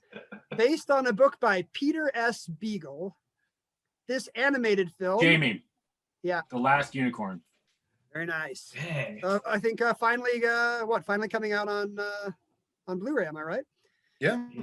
A group of bland Aryan 90210 like teens. Jamie. Really? You're gonna guess? Starship Troopers. Correct. An obnoxious, unfunny mess. No takers. However, I must admit that I enjoyed Digital Underground getting pulled over in their limo. Kevin? Nothing But Trouble. Very good. Shot on the streets of Paris, this film charts 90 minutes in the life of a flighty pop singer as she waits for the results of a cancer test. Kevin. There's a criterion, Kevin. Why did I forget it now? It's Cleo from 5 to 7. Wait, I think that's Cleo? correct. Is that right? Did I say it right? God, no. Yeah, you did. Okay. I have 9 to 7 on my sheet, which would make it a time travel. It was 5 to 7. 5 to 7. Sorry for the typo. I almost said Chloe, but that's not right. So. Chloe in the afternoon, but Cleo from later in the day. I guess the Tenet version is called Cleo from 9 to 7. A modern Southwestern with teeth. This vampire road movie Jamie. noir. Jamie, I think Jamie's first. Near Dark. Yes. With this movie, Bay first announced his intentions to destroy the language of cinema. Jamie. Yes. Bad Boys. No, apparently he did not decide that until later. Ben. Oh. Who was it? I think Kevin before Ben. Go ahead. Armageddon. It is Armageddon. Yes. I know who wrote that review too. So. If it wasn't clear from my inflection that was a reference to Michael Bay, I was not just calling him Bay because I'm Bay. into him. The person who wrote that review feels that Michael Bay is his Bay, though. So, in case you're curious. Director Prince Bythewood, a former college athlete, puts a different spin on this story of Jamie. b-ball lovers. Jamie. Love and Basketball. Correct. I never thought I would find the game of ping pong interesting, let alone a whole movie about it, but I am totally sold on this movie. Darcy? Darcy. Balls of Fury? No, but that makes more sense. That's a better guess than the actual answer. Anyone? Forrest Gump. No, it is not Forrest Gump. It's Ping Pong. That's what I thought. It is a movie actually entitled Ping Pong. I thought it couldn't possibly be that. I don't know. Now there's no Final Jeopardy, but we are going to run a rapid fire style lightning round, which we have decided to call. I'm gonna list some projects for you. We're calling this Olsen Twins or Adam Curtis. Oh. After I give you a title, you are going to have to actually say your name and then tell me if these are the work of beloved British socio-political documentarian Adam Curtis, or a vehicle for Mary-Kate and Ashley Olsen. Now there will still be bounce backs. So if somebody answers incorrectly, you want to get in there and grab some points. If I hear multiple names at once, I'm going to try to go with the person I heard second, but who knows? Your first either Olsen Twins or Adam Curtis movie. Good luck to all players. Can't get you out of my head. Ben. Ben. Curtis. Correct. It felt like a kiss. Darcy. Darcy. Curtis. That is correct. Our lips are sealed. Darcy. Ben.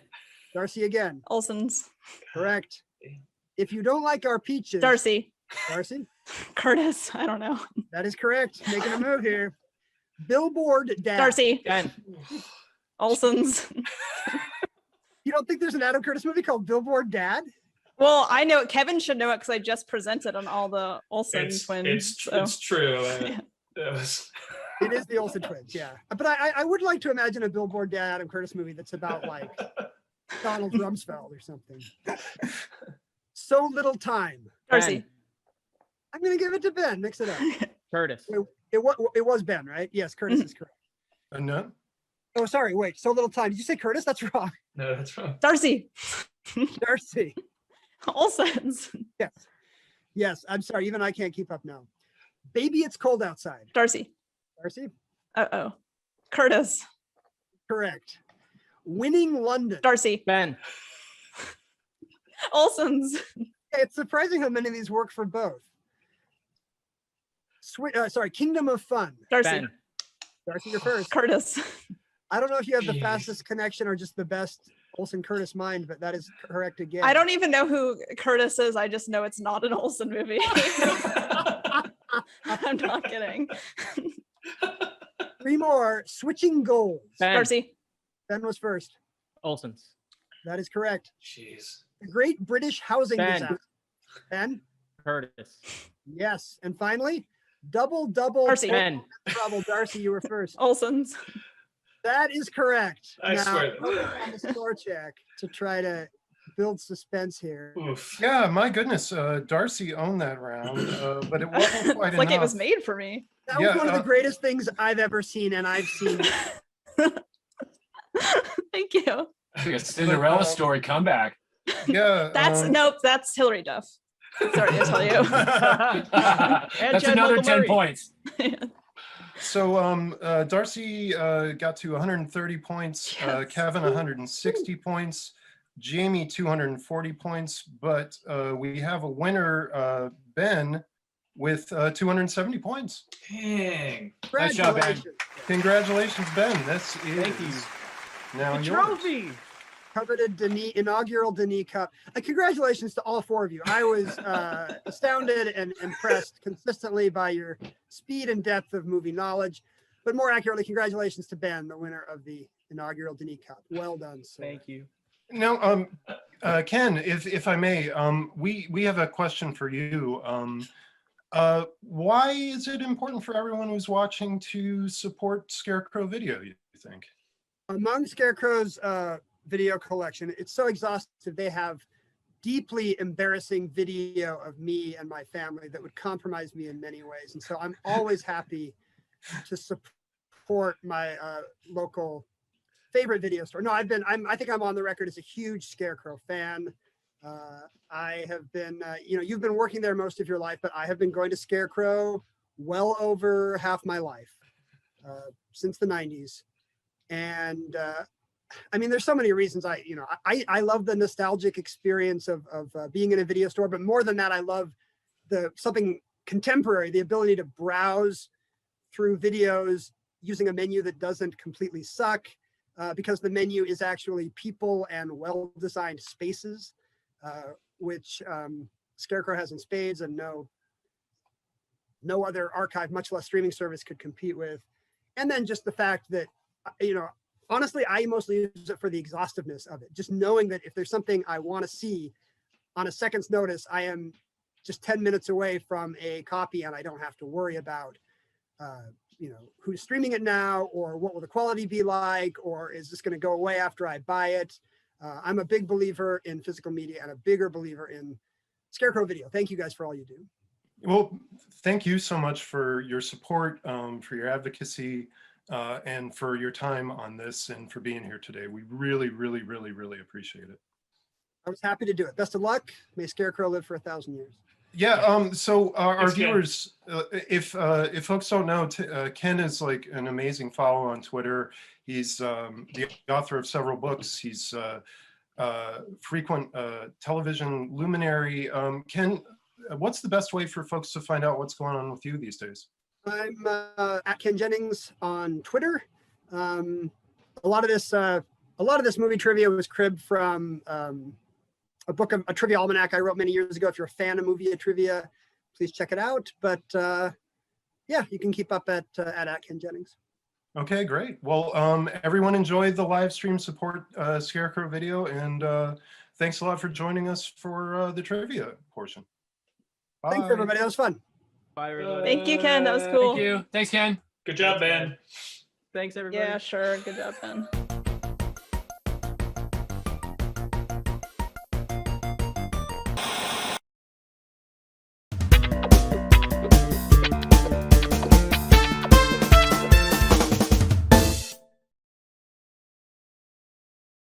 What? Birthday party. Shazam! Oh, hi. Hey. What's up, guys? Our future's so bright we're wearing shades because we said we would. Yeah, and Scarecrow's future is bright too. We got a little update for you. We got 20,000. 20,984. That's almost 21,000, which means we are only approximately 4,000 away from reaching our goal. That's so close. And we have what, like an hour and a half? We have an hour and a half, yeah. We have an hour and a half, so we would really love to reach our goal by then. If you could just share this around your social media, tell your friends, your family, your acquaintances that this is going on, and if you were ever thinking of donating to Scarecrow, now is the time. Absolutely. Right now. Right now. Right now. Do it right now. You get lots of cool things: t-shirts, koozies, pint glasses, sponsor a shelf, sponsor a section, sponsor just a weird random thing in this plate. You could, I don't know. You could sponsor the bucket shelf. That would be tight. You'd see it every time we do a YouTube show. We'll put your name on it. We'll put a big sticker with your name on it on the bucket Yeah, shelf. you could do that. Murphy's Romance. You can sponsor Murphy's Romance. Oh, we it's gone. shuffled it. What happened to it? Oh. Heavyweights. Oh, wait a though. minute. Shuffle. Oh,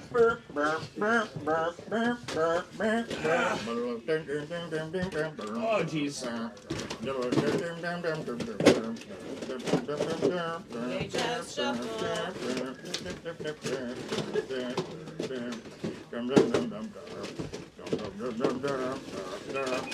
You're done. Oh. Okay, then. Who is that guy? This is weird. I don't know, but he's ruining my life. Okay, let's do some shout-outs Let's do some shout-outs. some donors real quick here. I'm going to start off. You do it. Shout out to Damon. Shout out to Kaya, who says, I love browsing on Scarecrow and can't wait to be back again. Everybody rent Hopscotch from 1980 and donate to Scarecrow, obviously. Listen to Kaya. She sounds like she knows what she's talking about. Shout out to Treb and Douglas, who says, I don't know what I'd do without Scarecrow Video. Keep the tapes and DVDs and Blu-rays and ... circulating. Shout out to Marcus. And shout out to Scott and Carol Clark. That's my Those mom are and dad. your parents. They didn't say anything, but he knows that they love but him. I know that they love me, and that means they're probably watching right Hi, now. Scott or and my Carol. dad, found the Facebook link and clicked the donate button. Do your parents watch our show? I doubt it. I mean, maybe my dad. I don't know. Dad, send me a message if you watched our show. Hi guys. I know he's watched my movies before, like Hamburger Dad and stuff. That's cute. Yeah. So I gotta do this. Shout out to Ryan and Swen, who used to be a volunteer here. Hi, Ryan. Hi, Ryan. Ryan's a fan of my podcast too. Seeing Scarecrow continue to evolve and grow is so wonderful, and these telethons are a delight. Much love to you all from a former volunteer. Aw. Thanks, Ryan. Thanks, Ryan. Christina says, thank you, Scarecrow Video, for always making my dreams come true. I think one of Christina's dreams was to have Jensen say... Is it the same Christina? The pirate movie was his favorite movie. Is it the same Christina? Hubba. This guy. Sorry. Yeah, it is. Oh. It's Jensen's wife. No, I know. I was like, if this is just a different Christina, then it's going to be... Okay, It's a different Christina. Maeve, Netflix, more like, no thanks. Long live Scarecrow. Maeve, love your attitude. Oh, April. Hi, April. From South Carolina. Is that where you guys are? North Carolina. I can't never remember. April Fernandez. We miss and love you, Scarecrow. We miss you too, but I'm happy to send you trading cards all the time. I hope you're keeping them. Or if you're throwing them away, that's fine too.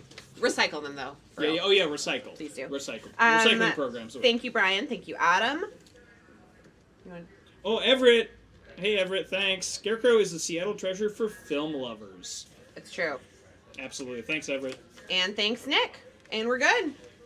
We're good for this. And we're good. That's it. All right. Well, we're done. But we're not done yet. Not we need like $4,000 more. This needs to hit $25,000 for us to meet our goal today. So right now, if you've been like, I don't know if I want to donate, come on. Or if you're like, I'm waiting until the last minute. Don't do it. Just do it now. And Just do it right now. It'll make us happy. We won't be like scared and nervous and weird the rest of the time. Well, Remember, another $500 gets you an invite to me and Kevin streaming Titanic with live commentary. Oh, absolutely. So if you are going to donate $500, just in the notes, make sure you say that it is for Titanic live stream. Yeah, make sure and say that. And like say Kevin and Emily live commentary If you donate an extra 100, you get Matt Lynch as well. And if you so 600 gets you Matt Lynch as well. Matt's only worth $100 extra.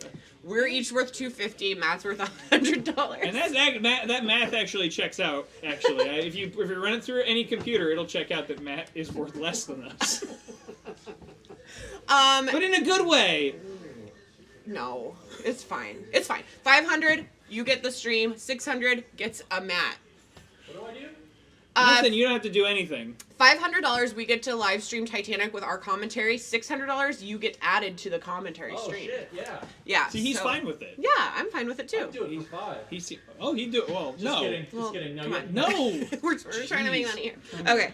My labor is valuable. We are close to 25,000, and that is even now we're blown away with the amount of support we have from our community. People like you. We know you love movies. We love movies too, and that's why Scarecrow Video is so essential to our shared love of cinema. Yeah, and I mean it'll keep stuff like all of our YouTube shows going. It'll keep all of our programs that we mentioned earlier, like the Children's Hour, the Silver Screeners, all the community outdoor outreach cinema that we've had to put on hold because of COVID will come back hopefully better than ever before because of your generous donation. I mean, any of that money's going to help fix up our screening room too, which would be awesome if we actually were Yeah, able look to at get this that. place. It's a dump. No, it's not a dump. But I mean, it'd be nice if it was nicer. Yeah, imagine this. You're sitting in the screening room. You're in a really comfortable chair, and you have an ice-cold beverage in front of you. There's a beautiful movie playing on a pretty big screen TV right in front of you. You have your friends, maybe your family, and you're having a great time because you're sitting in one of the world's best institutions for film. Wow. That could be a reality. All you have to do is donate to us and support us today. Why am I even here? You said that. I'm just standing here being chopped liver. The suit. You're here because of the suit. The suit is good, right? The suit's great. Yeah, it's a nice suit. If you want to see Kevin wear $25,000 more suits, donate today. Keep donating because if we get more money, we'll do more telethons. I'm gonna wear probably this same suit. I don't have more suits. I just have this He'll wear one this suit. same suit. I'll wear the same suit. I though. will run to Target the day before and get another dress like I do every time we have an event. And yeah, so I don't know. Share it around. Get people to donate. We're so close. If there's anybody you know who's loves movies, who maybe loves us, who maybe isn't tuning into this today for whatever reason. Yeah, maybe they have work. Maybe or maybe they have children. I don't know. Whatever they have. Maybe they're watching their favorite movie, the pirate movie, at home, and they just haven't tuned in yet. They've been watching it on repeat all day. I don't know. Swash your buckles, buckle your swashes, whatever, and donate to Scarecrow Video today. Exactly. What do we got coming up? Let's see. Oh, well, also I want to say thanks to Ken Jennings for hosting the trivia contest that I didn't win, but I got second to last, so who won? Third place is pretty good. Ben won. Of course they did. Which you all saw. You didn't see it, did you? I didn't see you it. weren't watching. No. Obviously. Sorry, Ben I was won. busy. Jamie got second place, which second place is the first loser according to this No Fear shirt that was in the back of this shirt. In 7th grade, the kid in front of me. Are you okay? No, I'm not. I've had this. Matt made all those drinks for us. Third place You're was welcome. me, which is the second loser. Third's the nerd. The third loser. Third's the nerd. And Darcy got 4th place, but made a pretty strong comeback with the Olsen twins Adam Curtis lightning round. We all love Darcy here. But next we got coming up, we've got. We got some awesome videos from Clyde Petersen, Scarecrow local Seattle filmmaker. Yeah. Made Torrey Pines, which is this awesome sort of stop motion paper cutout movie that you got to check out if you haven't seen it yet. Do you know another good thing about Scarecrow? Is that we have a local section upstairs in our literature room. And that section has movies from local filmmakers dating way back, Yeah. He has a couple movies in that section. I have several movies in there. Yeah, there's a bunch of local filmmakers. If you're a local filmmaker, we want to support you. So come in, show us your DVD or Blu-ray that you have, and we will definitely put it out on our shelves and promote it and help people see it. So I think that's another great thing about Scarecrow. Not to toot our own horn, but honestly, that's exactly what this telethon's That's about. the only thing we're supposed to be tooting. Literally what we're doing. We're supposed to be tooting. We're tooting our own horn all fucking day. Yeah. That's all we're doing. If you want to help us toot our horns, donate. donate now. So we got Clyde. We got. Kevin will come and toot your horn. No. If you want to. No. This is live. Don't say things Remember like when that. I was like trying to get people to donate and I'd send them locks of your hair? Not now. I know. I don't have enough hair. I know. But you make. I mean, when it's longer, maybe. Maybe. If you donate now, we'll wait till Kevin's hair gets longer. I'll cut it off and then I'll send it to you in an envelope. There you go. Yeah. Just Cool. ask for it. We'll Just keep your, ask we'll for keep it. your address. Because I don't have much and it's rarer. Oh yeah, Matt's hair is rarer, so if you donate more, you can get a clip of Matt's hair, and then, yeah, I don't know. Well, anyway, we've got some videos from Clyde coming up. We've got some more our Rent by Mail testimonials. We've got Vern back again with a tour of our chop section, and that's what we got. So whoever's hair gets sold to whomever, you should still donate. Yeah. Let us know whose hair you want, mine or Matt's. Mine's not for sale. No, Emily's not for sale. Sorry. I don't know why. Hello, Scarecrow video fans. My name is Clyde Petersen. I'm a Northwest filmmaker, and I've submitted 2 short films to the Scarecrow fundraiser today. So the first one you're going to see is a music video that I made for my band, and it's with a dance duo from Seattle called Dandy. It's David Rue and Randy Ford's dance duo, and we filmed it at On the Boards, and it was really fun. It was filmed by Vincent Pierce, who's a Seattle cinematographer. And the second video you're going to see is a music video I animated for Sassy Black, who's an amazing Seattle musician. And that's all cut paper puppet animation. So I hope that you're here supporting Scarecrow today. I know you are supporting it every day, because it's one of the greatest places on this entire planet. And I can't wait to see the updated Scarecrow website. That's exciting. Okay, thanks.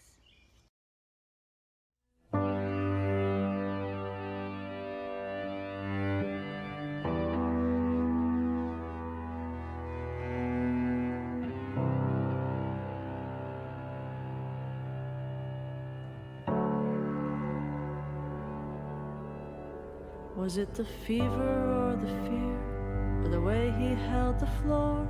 Was it the backbeat of the bass drum that kept you wanting more? Were you reeling from the poppers? Was he just another screw? Were you hell-bent on making him the one you'd love so true?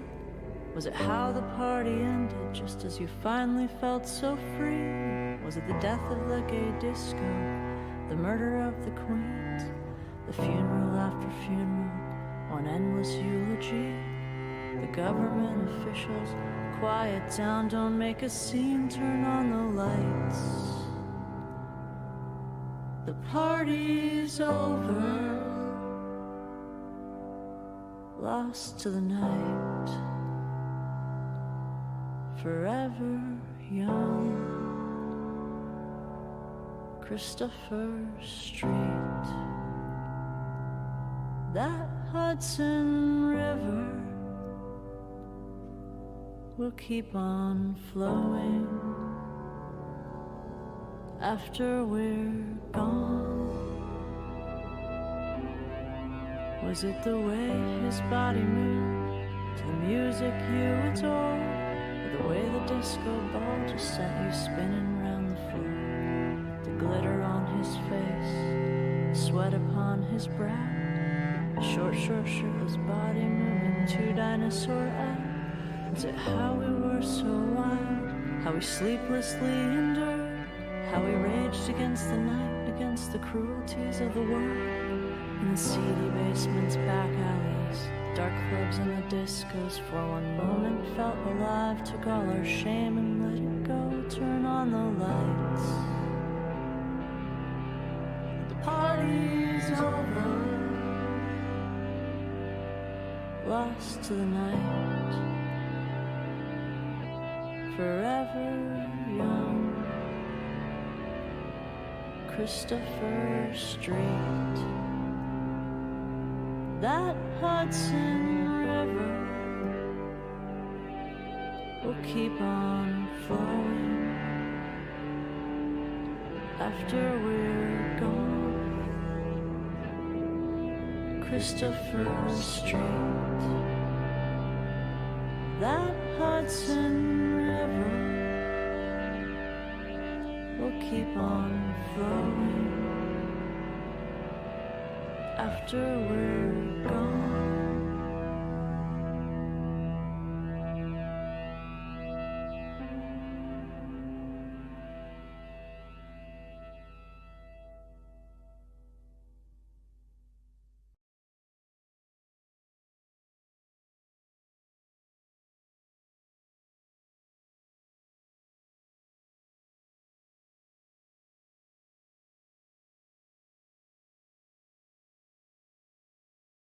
I like the way you move. I like the way you groove. I dig your attitude. I like the way you move. It's floating right to me. Your energy is floating right to me. It's floating right to me. Your energy is floating right through me. I like the way you move. I like the way you groove. I dig your attitude. I like the way you move. Something about your fluidity. Fluidity. Fluidity.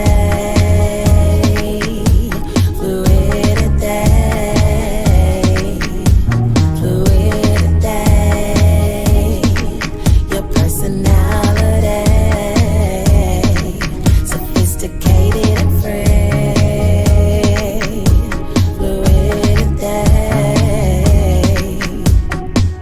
I like the way you move, it does something to me.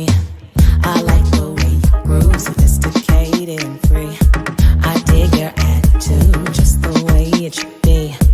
I like the way you groove. It's floating right to me. Your energy is floating right to me. Your energy is floating right to me. Your energy is floating right through me.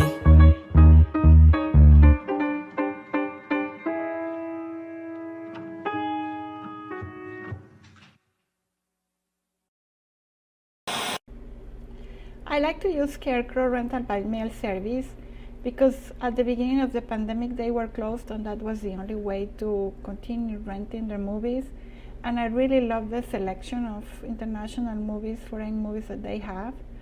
And also I like that they are really very accommodating.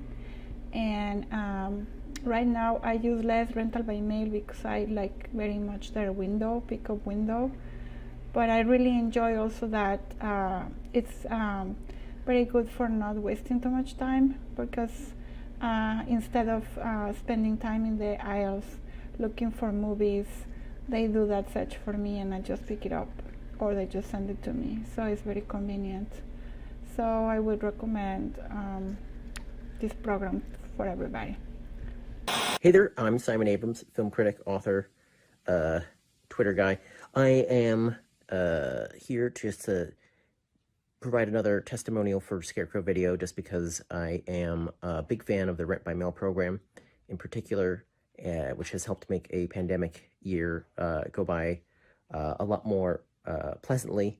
I love mining the little deep pockets of your exhaustive collection, particularly the Hong Kong section of the store. You know, I'm able to get weird stuff like Horrible High Heels and the Peacock King and, you know, just Robotrix and just all these incredible, strange films that are probably never coming back in print for a good long while. You know, Red Spell spells red, you know, just things like that. And it's just, or your Bollywood section is tremendous with Amitabh Bachchan titles, which, you know, probably won't be available to stream anytime soon because they too are probably never even legally distributed on DVD in the first place. But I also love the charity page that you guys have on eBay, the Laserdiscs, VHS tapes, Region 2 DVDs, posters. Those are so much fun. I'm even tempted to spring that for that $250 for that Song of the South Laserdisc.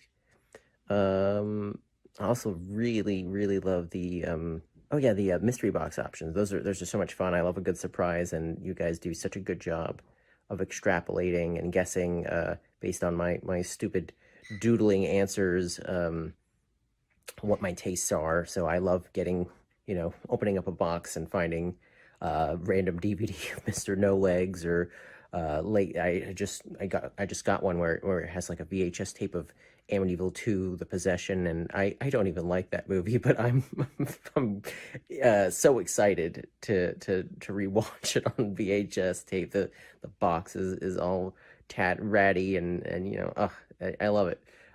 So I am very grateful not only for the employees, the kindness that you guys have shown to somebody, even though I'm not a local and I'm clearly dealing with you through email and not the best way to interact with the customer or anybody really, but I'm also just grateful for the years of care you guys put into putting that just an immense collection and to just treating customers and encouraging people so that they can get as much out of the store as they want. So thanks so much, and I'm looking forward to more years as a customer. I've been coming to Scarecrow Video since they opened, just a few seasons ago. They're right down the street. They have an unparalleled selection of cinematic and televisual treats. Scarecrow Video, I'd be lost without them. Wouldn't you? Hello, my name is Domenica, and I'm going to talk a little bit about Scarecrow Video's rental by mail program and why I love it so much. I live in Olympia, Washington. If you're not familiar, it's an hour south of Seattle, where Scarecrow Video is.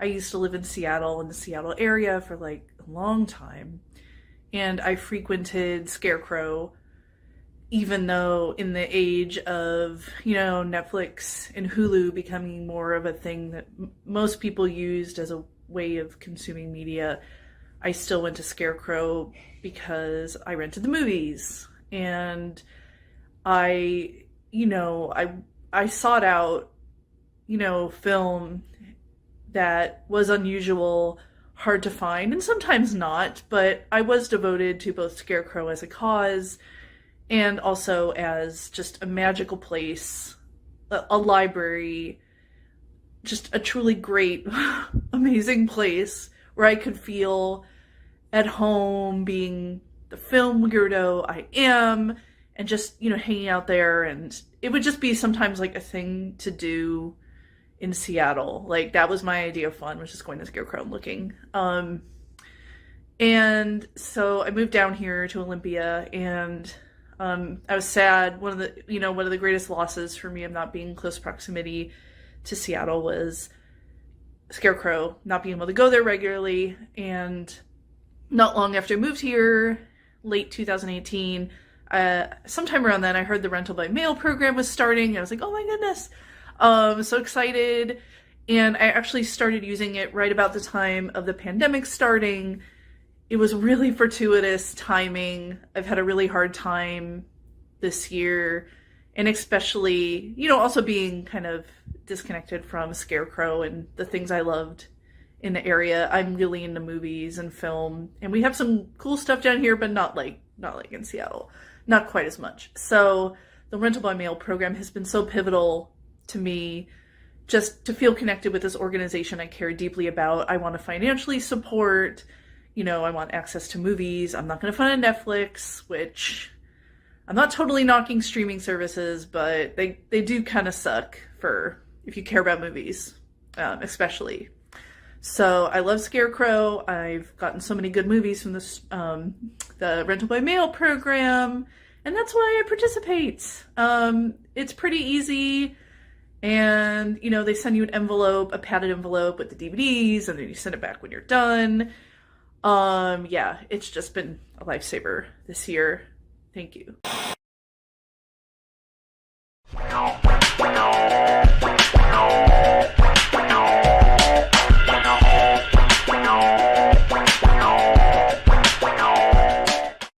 Hi there, my My name is Vern, and I have the great honor of talking about my favorite section here at Scarecrow Video. This is the bang section, which is a great section. That's action. But that's actually not what we're talking about today. My favorite section is around the corner here, and it's called Chop. These are Western martial arts movies. Not as in cowboys, but as in made in the West, English language mostly. Important disclaimer here. The best martial arts movies in the world are not necessarily going to be in that section. You want to go to the Hong Kong section, you want to go to the directors section, you know, Sammo Hung's director section, you want to go to the Thailand section. These days, Indonesia, Vietnam. But there's something distinct and lovable about the combination of American B action and the traditions of martial arts films. I specialize in reviewing action movies, and at one point I tried to review everything in this section, but I got from American Kickboxer 1 to about Blood Fist 2. But I've done a lot of the other ones, so I'll show you a few of my favorites. The American Ninja series, of course, you know, starring Michael Dudikoff. This one is the best, American Ninja 2, The Confrontation. A lot of people don't know that there's a part 5, but there it is. American Samurai. It's got a very young Mark Dacascos as a villain, but he's not the hero. He's also in Angel Town as a driver, but that's an Oliver Gruner film.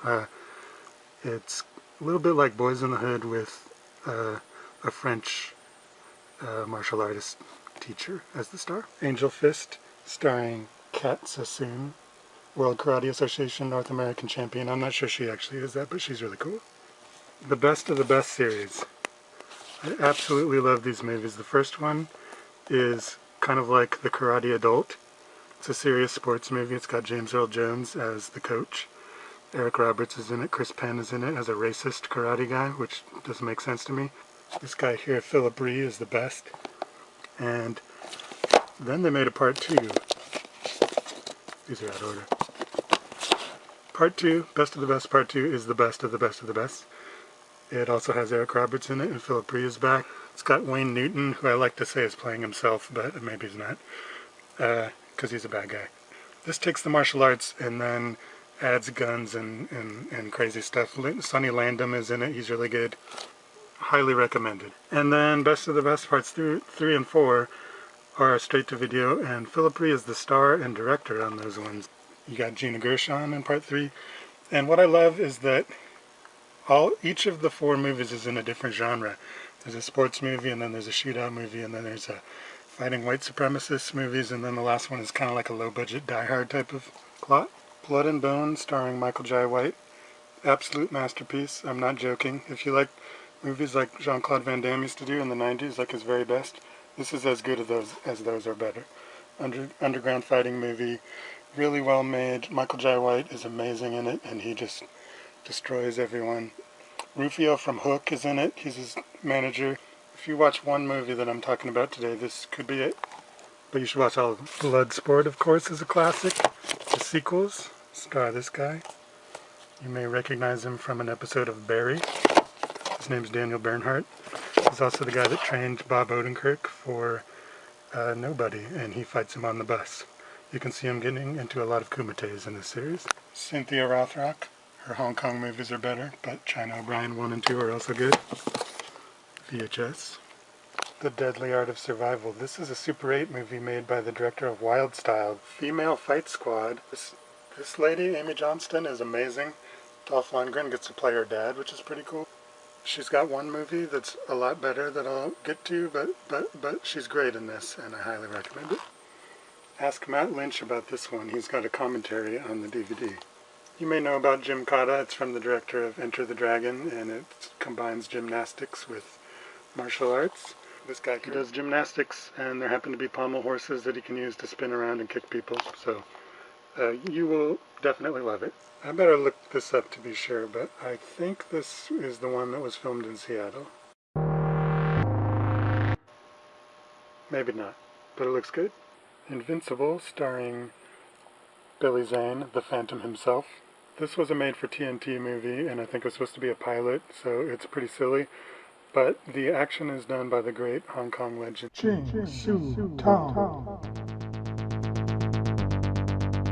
So it's got Billy Zane and his stunt doubles and other people flying around on wires, standing on each other's shoulders and jumping, and it's pretty great.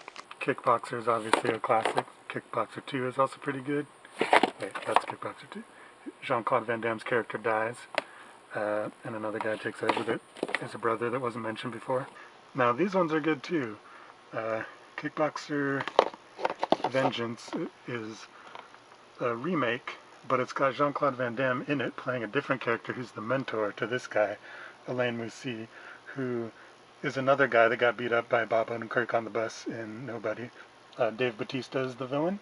I like this one a lot, but the sequel, Kickboxer Retaliation, is even better. Really good fights, a lot of continuous shots, really good choreography, and Van Damme is very weird in it in a really cool way. He just suddenly is blind now in this one, and Mike Tyson is in it, and he's in prison and teaches this guy how to punch. Okay, I actually haven't seen this one yet, but it looks really cool. This movie, Lady Bloodfight, is the best. Amy Johnston, she should be in 2 or 3 movies a year, but instead she mostly does stunt work.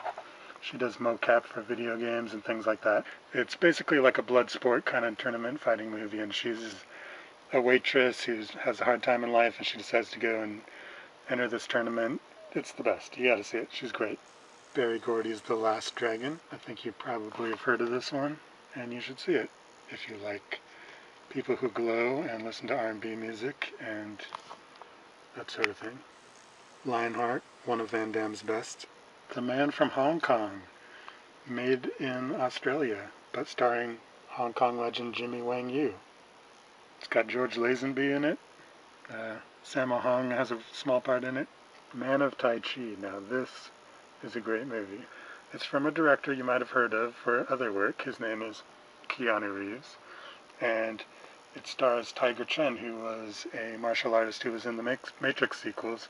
It's got martial arts choreography from Yuan Wu-ping, who also did The Matrix, of course. It's got a few little cameos and cool people in it, but the coolest thing is that Mr. Tiger Chen here is destined to eventually fight a villain played by Keanu Reeves.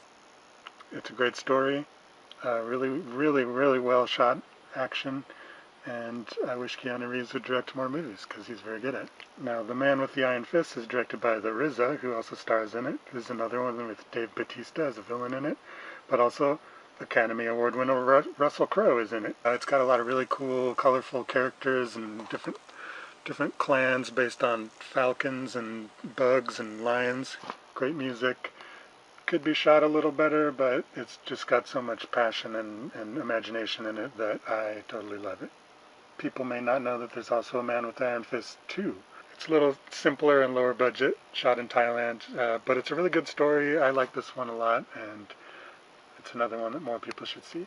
Okay, Miami Connection. There's a poster for it here on the fire exit door, donated by a customer, I'm told. Thank you for donating that, because I love looking at it every time I come up here. Made in Florida, of course, by a martial arts instructor who decided he wanted to star in a movie. It's about a group of orphans who do taekwondo together and are in a band called Dragon Sound, and they end up in a bloody fight with drug dealers. Looks like it requires a deposit because it's pretty out of print, but if you're able to see it, please do, because it will change your life and it will make you a better person. Never Back Down. This one is okay, but I like Never Back Down 2 better. This one is directed by Michael Jai White, and he plays sort of the mentor to these young guys, and his character is really cool in it. His name is Case Walker, and there's a part where he beats up cops that are trying to plant evidence on him that I think you will enjoy. I don't see it here, but he also did a part 3 that's pretty good. Now, Ninja, starring Scott Adkins, who we surprisingly haven't mentioned yet. He's a great British martial arts star. Most people prefer Ninja 2, which is a much rawer revenge movie. It's really good. Now, Ninja 3 is not the sequel to those movies. It's the sequel to some other movies. But it's also a masterpiece. It stars Lucinda Dickey from Breakin' and Breakin' 2, and she becomes possessed by a ninja. And so, you know, she does aerobics and she fights people and she drinks V8, or she pours it on herself actually. And this is one of my favorite movies of all time. No Retreat, No Surrender. This is a trilogy. 2 of them only on tape. But the first, they're all good, but the first one is the masterpiece. It features Jean-Claude Van Damme as the villain, but the hero is a kid who moves from California to Seattle and starts being trained by the ghost of Bruce Lee. And there's breakdancing in it. Some of it, not all, is really filmed in Seattle. You see some Seattle Center, and I believe it's the US video cut you want to watch for the most Seattle. Anyway, either version you watch, it's going to be amazing. Only the Strong stars Mark Dacascos. If you don't know who he is, you might remember him from Iron Chef, or from John Wick 3, where he was the bald guy that was the sushi chef that fought against him. It combines the urban teacher movie with the martial arts movie. He uses martial arts to straighten out these troubled kids, and it's a very positive movie, but it also has some good martial arts in it. Rapid Fire, Brandon Lee.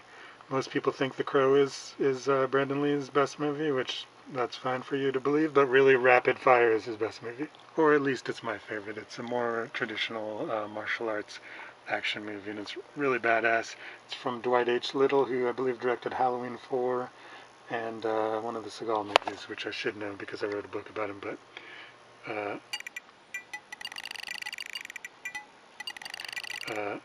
Marked for Death. Redeemer.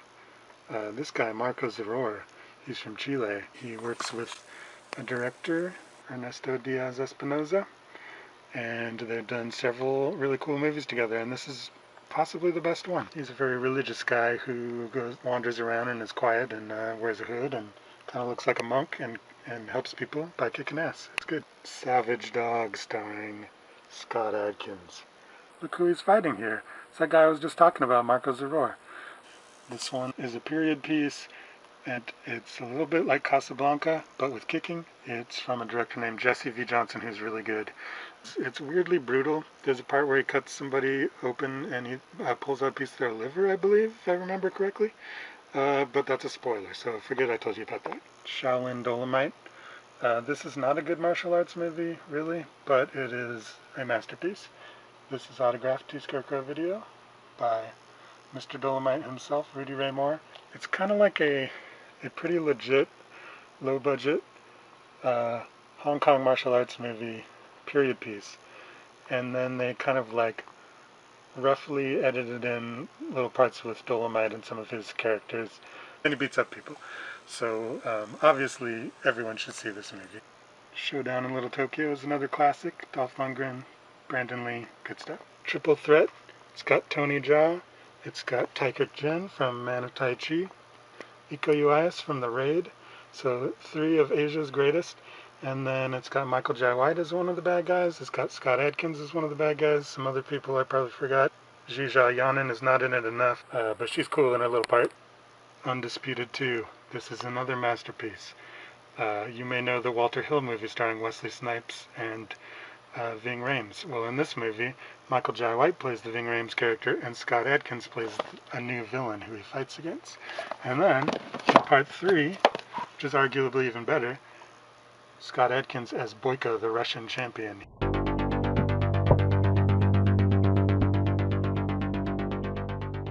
He was the villain in part 2. Now he becomes the anti-hero, and you start to root for him, and it's great. So thank you everybody for joining me in the very best section of the greatest video store in the world. I hope you watch everything I recommended and also everything else in the section, and let me know what I missed. Thank you very much, and strive for excellence.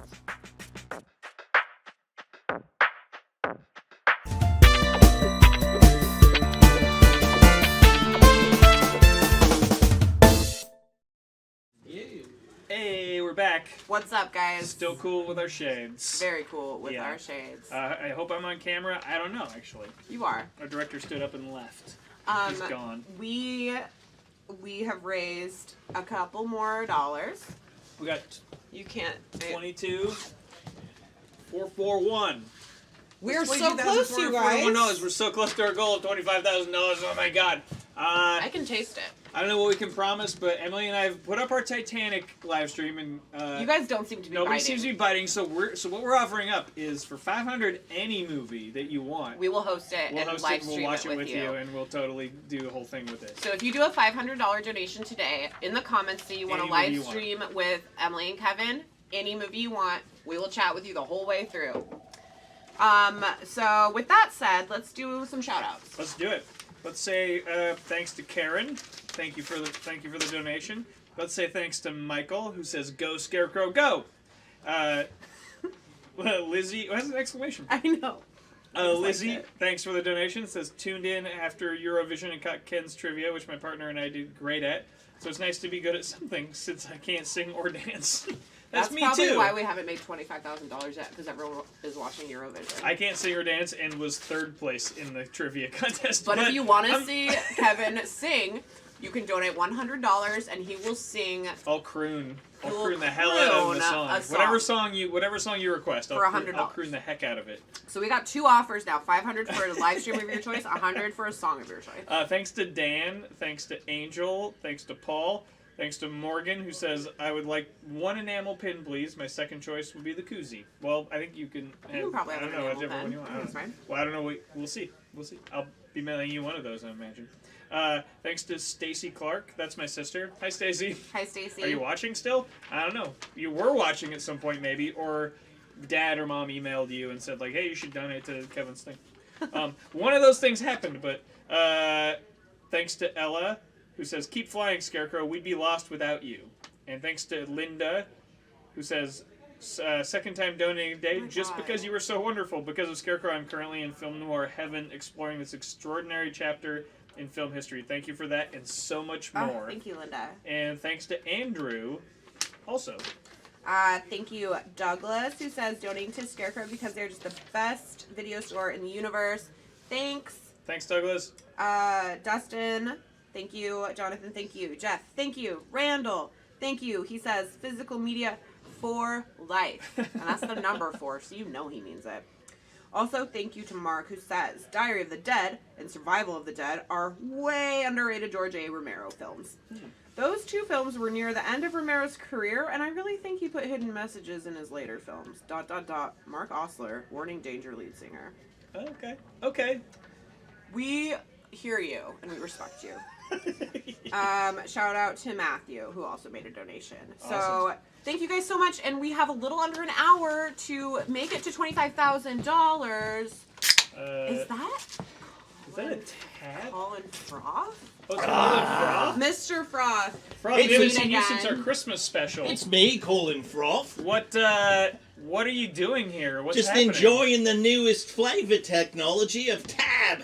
Amazing. Yeah, I think they just stopped making those. Yeah, I think they discontinued Stop making them. They just started, as far as I'm concerned. No, I think they stopped making it. Well, I've started drinking them. Make more, friends. Well, I don't. Okay, well, we're actually on live stream right now. Oh, that's that cat. What is that? That's a camera. It's a camera. It's a video. What does it camera. do? Right now it's live streaming us to YouTube, which is to all of our fans and customers of Scarecrow Video, which is where you are right now, Colin. Well, you learn something new every day. Yeah, you do. I'm doing a little shopping.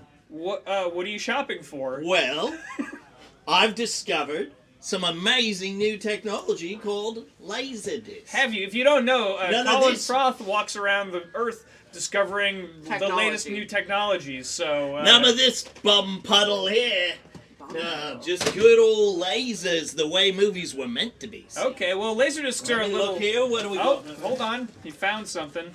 Well, he's always excavating some kind of He's looking through our laserdisc collection. Oh, well, I will take this. Now, what I was looking for was some Kelsey Grammer movies. I want Frasier on laser. Okay. Okay. I would love that. That's great. That'd be great. I said Frasier on laser. That's pretty fun. But instead, I'll take this copy of Quigley Down Under. Okay, yeah. Yeah, you probably like that. Probably want to pay for it, but okay, go ahead. Well, okay. Well, ring me up. Let me see how you let me make a purchase here. Oh, at boy. Scarecrow Video. I'll try and show you our Yeah, just zap that out with that. What is this old thing? Well, this is our point of sale system here. This is an old scanner. What's this? What's this rubbish? And what's this? You're just using a plain old card reader? Well, this is our point of sale system. So this is our. What about a touch screen? What about a nice thing that I can tap me little? Colin, I thought because me you liked phone laser discs, you would be fine with our really old. Oh no, I'm up to busted date point of on sale POS system. technology. It's just I'm quite up to date. Oh, you are? Is this even standards compliant? Is this Windows ME? What's this piece of rubbish? It's probably isn't any of those things, but that's why we're doing our Scarecrow 2.1 fundraiser right now live on YouTube. Colin, you should tell the people watching how important it is that we upgrade this piece of Absolutely. Well, if this is what they Talk to the consider camera. technology, not even amazing, not even electronic barely, then I think it's time to move on.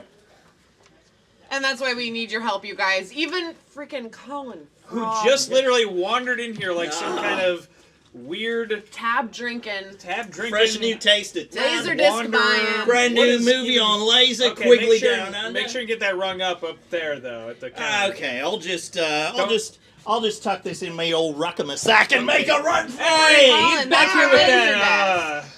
Just let him have it. Yeah, I mean it's quickly down under. It seems like probably a favorite of his. Man, I was wondering if we'd ever see that guy again. I was hoping we would, and also hoping we wouldn't. It was a weird, You know, it's like a weird, It's it's like a weird thing where I'm like, man, I would love to see that guy again, and also not ever. But he didn't. Thank you, Scarecrow. Oh, he's Video. not. He's not gone. Okay, there he is. He's still here. Okay, I think he's gone now. This tab's great. Nope, he's not gone. He's still here. He had a good point. Now I'm gone. Okay. He had a good point about our POS system.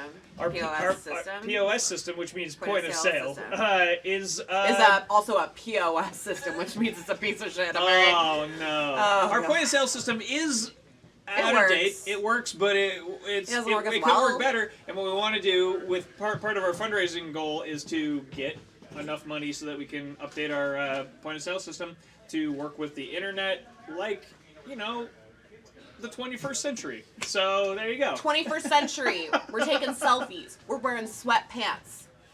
And we need a new point of sale system. Sweatpants technology has really improved in the Kevin in got the his last 10 first years. pair of sweatpants. In like a decade. If Stacy's still watching, she bought them for me, so she. Thanks, Stacy. Thank you for the for bringing sweatpants. him into the 21st But also, century. thank you for the donation, and thank you for everybody for helping us get our point of sale system into the correct century. We have under an hour left to reach our goal of $25,000, and you guys have been so awesome so far. We're so close. Sharing, commenting, telling us why you love Scarecrow, and donating, and bit by bit, I believe we're gonna reach our goal. I think we are. I hope and, we do. I mean, I don't know. As what a else to little offer up. refresher, $500 will get you either a screening of Titanic with our commentary, which is which is awesome, or a screening of a movie of your choice Which is online good with our too. commentary. Which is good too. $600 will get you either screening with the addition of Matt Lynch, which is great. Which will help. Which is It'll like a help little. lot. It's like a little bit where you're like, well, this food is good, but I think I want it to be a little spicier. Yeah. Oh, hold on. Uh-oh. That's really all you. I mean, come on. Who doesn't want that? Who doesn't want it? And then, how much money did we say for you to sing a song?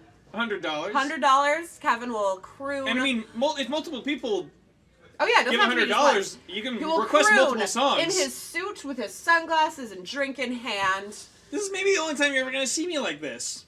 Like, come on, Yeah, come on, people, yeah. let's do it. Let's do this. And yeah, you will also, besides all of that, you will be really an essential part of the end of this telethon and helping us reach our $25,000 goal. And that's the main point. And that's really like what you will go to bed happy about. What do we got coming up? Oh, we got an interview with Wes Hurley, who directed the new movie, Potato Dreams of America. What is it? Potato Dreams of America, which showed at SIFF, and part of it was filmed here, and I believe we're going to see some of the footage that was shot here on this live stream. Exclusive. What? It's a exclusive. It's exclusive. It's Oh, it's an exclusive. It's a hashtag It's an hashtag exclusive. No, exclusive. Oh, exclusive. God damn, I'm so out of Damn the it, loop. Kevin. Okay, Hashtag sorry. And then after that, we got Darcy's doing something cool. I don't know what it is though. Oh, there's another like little surprise, little treat. Little treat. Yeah, that's what we got coming up. And plus give that $100 and we'll see what songs I'm singing when we come back. My name is Wes Hurley. I'm a filmmaker based out of Seattle.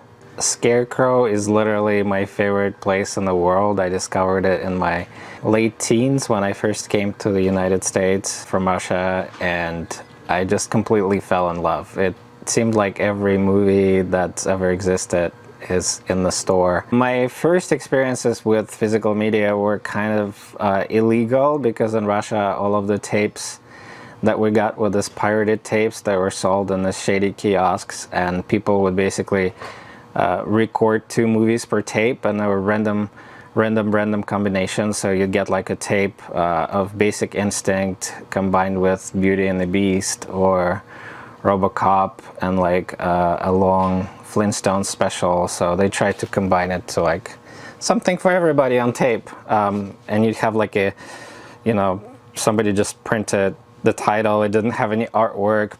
I remember like the most exciting early physical media experience was when my friends got me all of Nightmare on Elm Street for my 13th birthday, and it was just, I have never been happier before or since. I think physical media is just, to me, I don't know, maybe I'm old school, but it's so much more satisfying. I'm a very tactile person. I like to go to a store and like browse and look at the artwork, and that is as much fun as actually watching the movie, if not more. For real film lovers, it's really a paradise, because we don't have just categories like horror or action or comedy. It's like very specific. It's like you can find a rare Czech comedy or some really obscure subgenre of horror or action or anything. It's just so esoteric and interesting, and it was just this overwhelming experience where I didn't ever want to leave the store. So one of my favorite sections at Scarecrow is Peplum, which is really wonderful, terrible Italian, usually Italian gladiator / fantasy sword and sorcery movies. As a gay boy, like young gay boy in my late teens, I especially appreciated covers like this with very scantily dressed man. And a lot of times the covers are better than the movie, but that doesn't, the movie is still amazing, and the titles. But yeah, I mean, how can you not love a cover like that?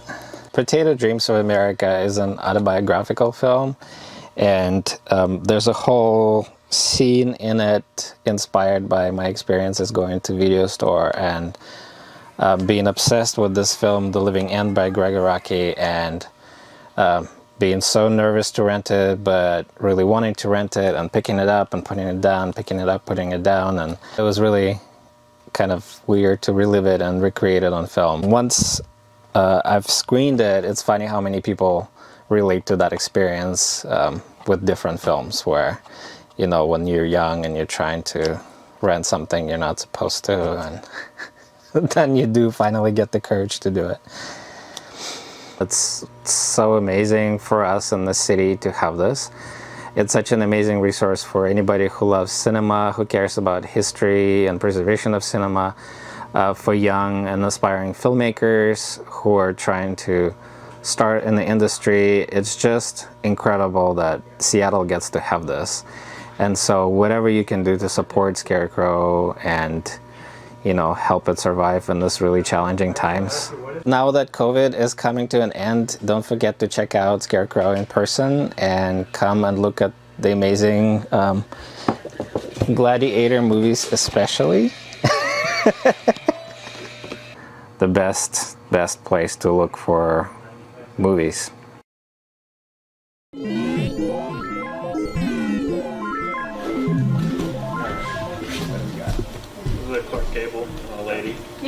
As a new employee here, I keep hearing about all these changes.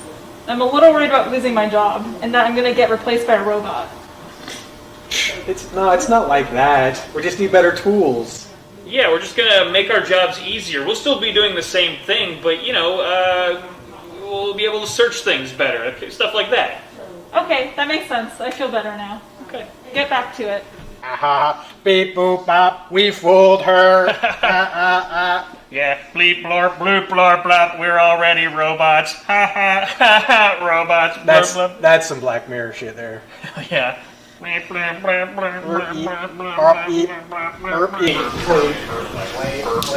Our time will come.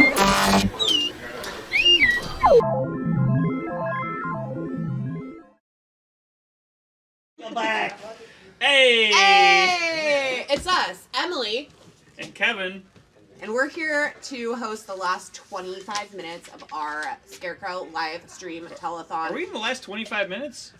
Are you sure? Because we're not at 25,000 yet, so I don't know if we're at the last 25 minutes. We're going to keep this going. If you're sick of seeing our goddamn beautiful faces, then you need to help us get to $25,000 so that we can go home and I can go to my best friend's birthday party. You guys want to keep me here?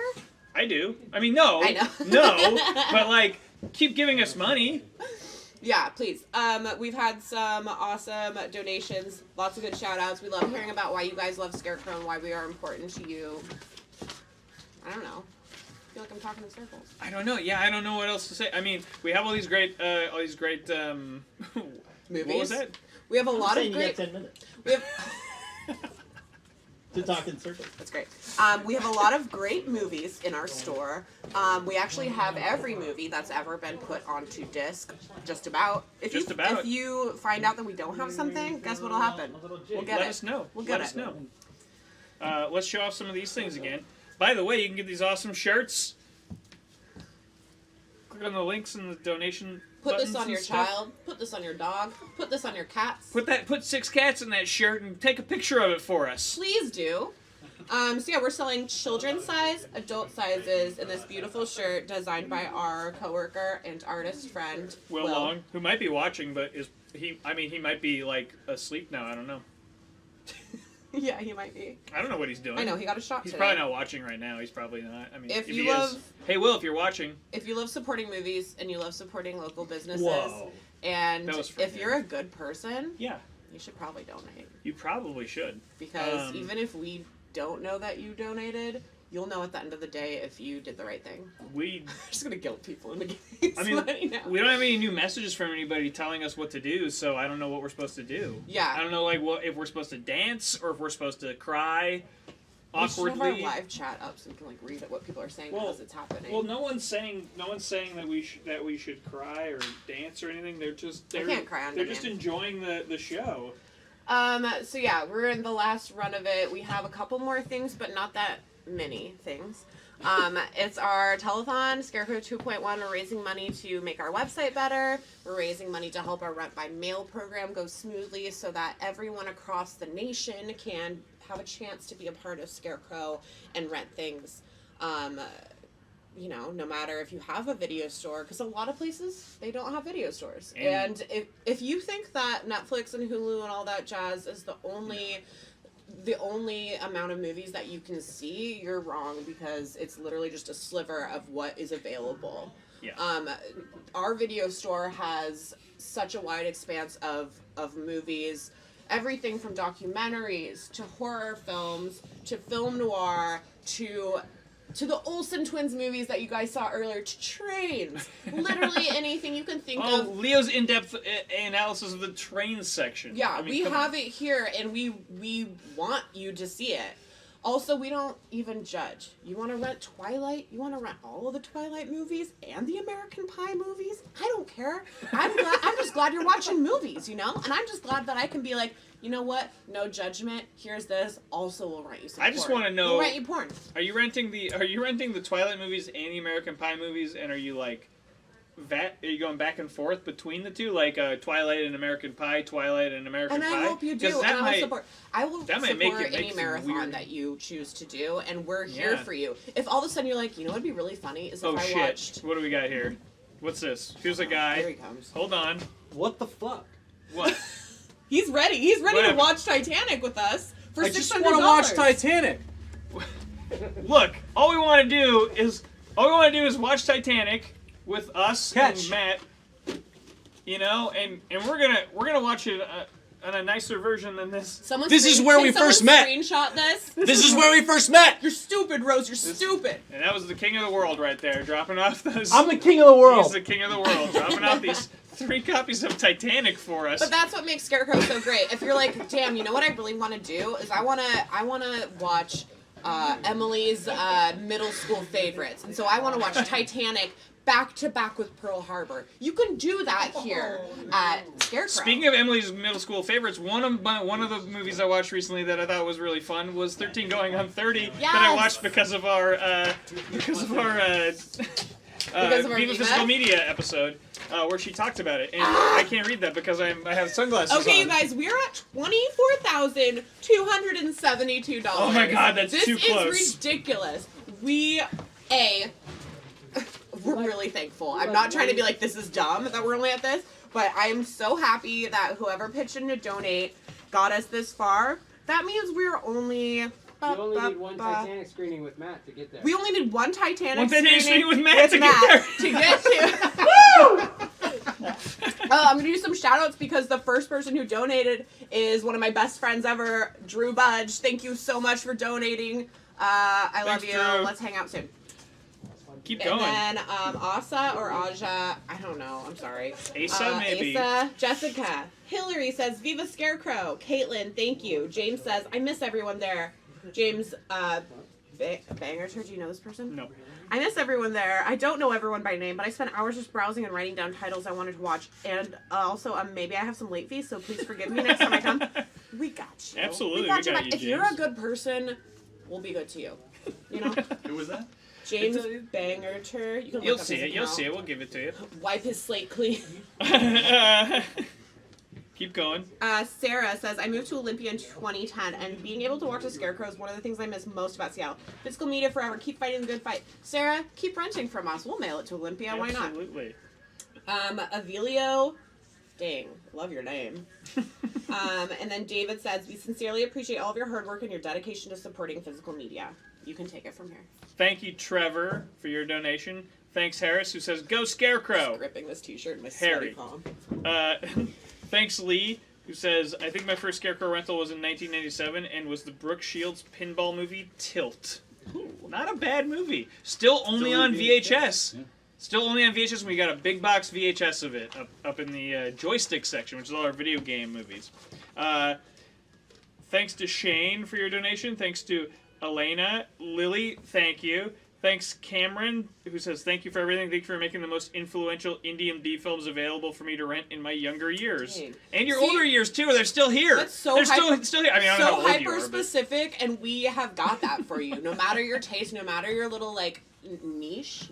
Yeah, niche. Whatever. Niche. We got you. Thanks to William. Thanks to Adam. Thanks to Chubasco. Chubasco Seaworthy, who is a real person, maybe? That's probably my friend Marion. There you go. Well, anyway, it's and thanks to Woods again. Sorry. Damn, he almost. That was close. I just can't read it through the sunglasses. Woods. Thank you guys so I much. apologize. We are so incredibly close. Hey, I got something important. What? VHS swap! Ah! Bump, bump, bump, bum, bum, bum, bum, bum, bum, VHS swap. Bump, bump, bump, bump, bump, bump, bump. Beep, beep, beep, beep, VHS swap. You're done.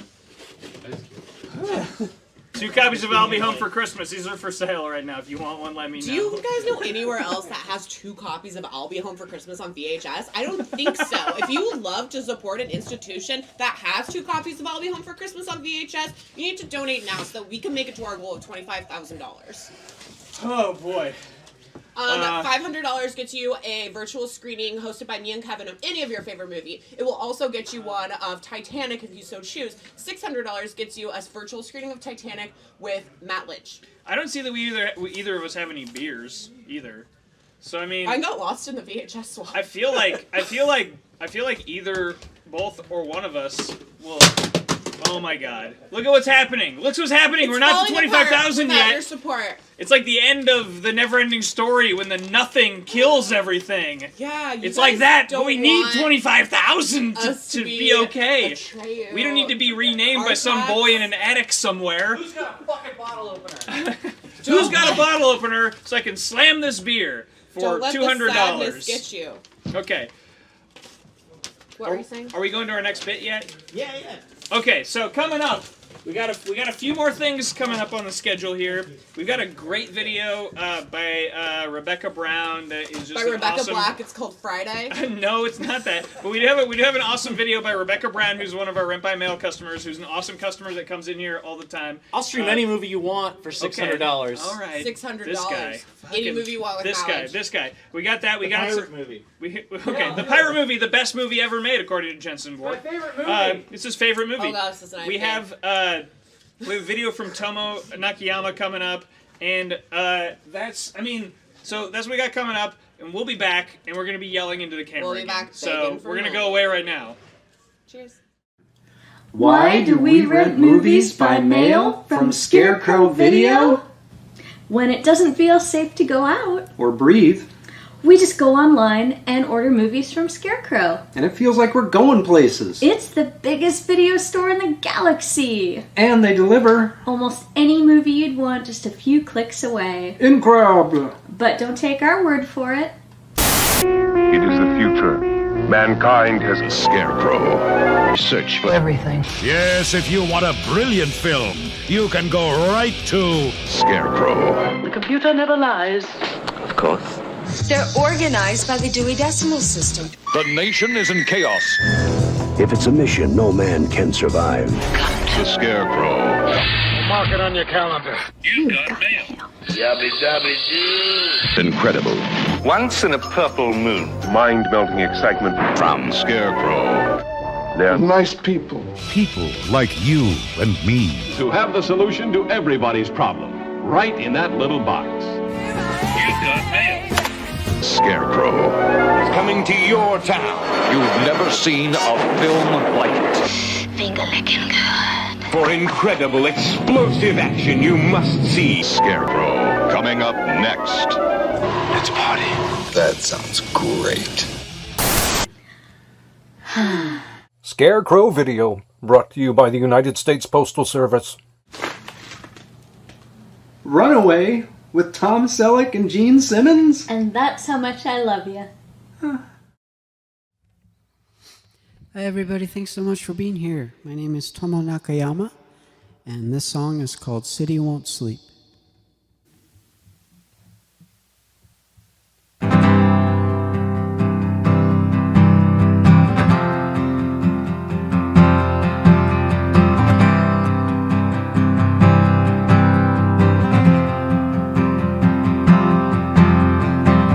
Bright lights, the city won't sleep in.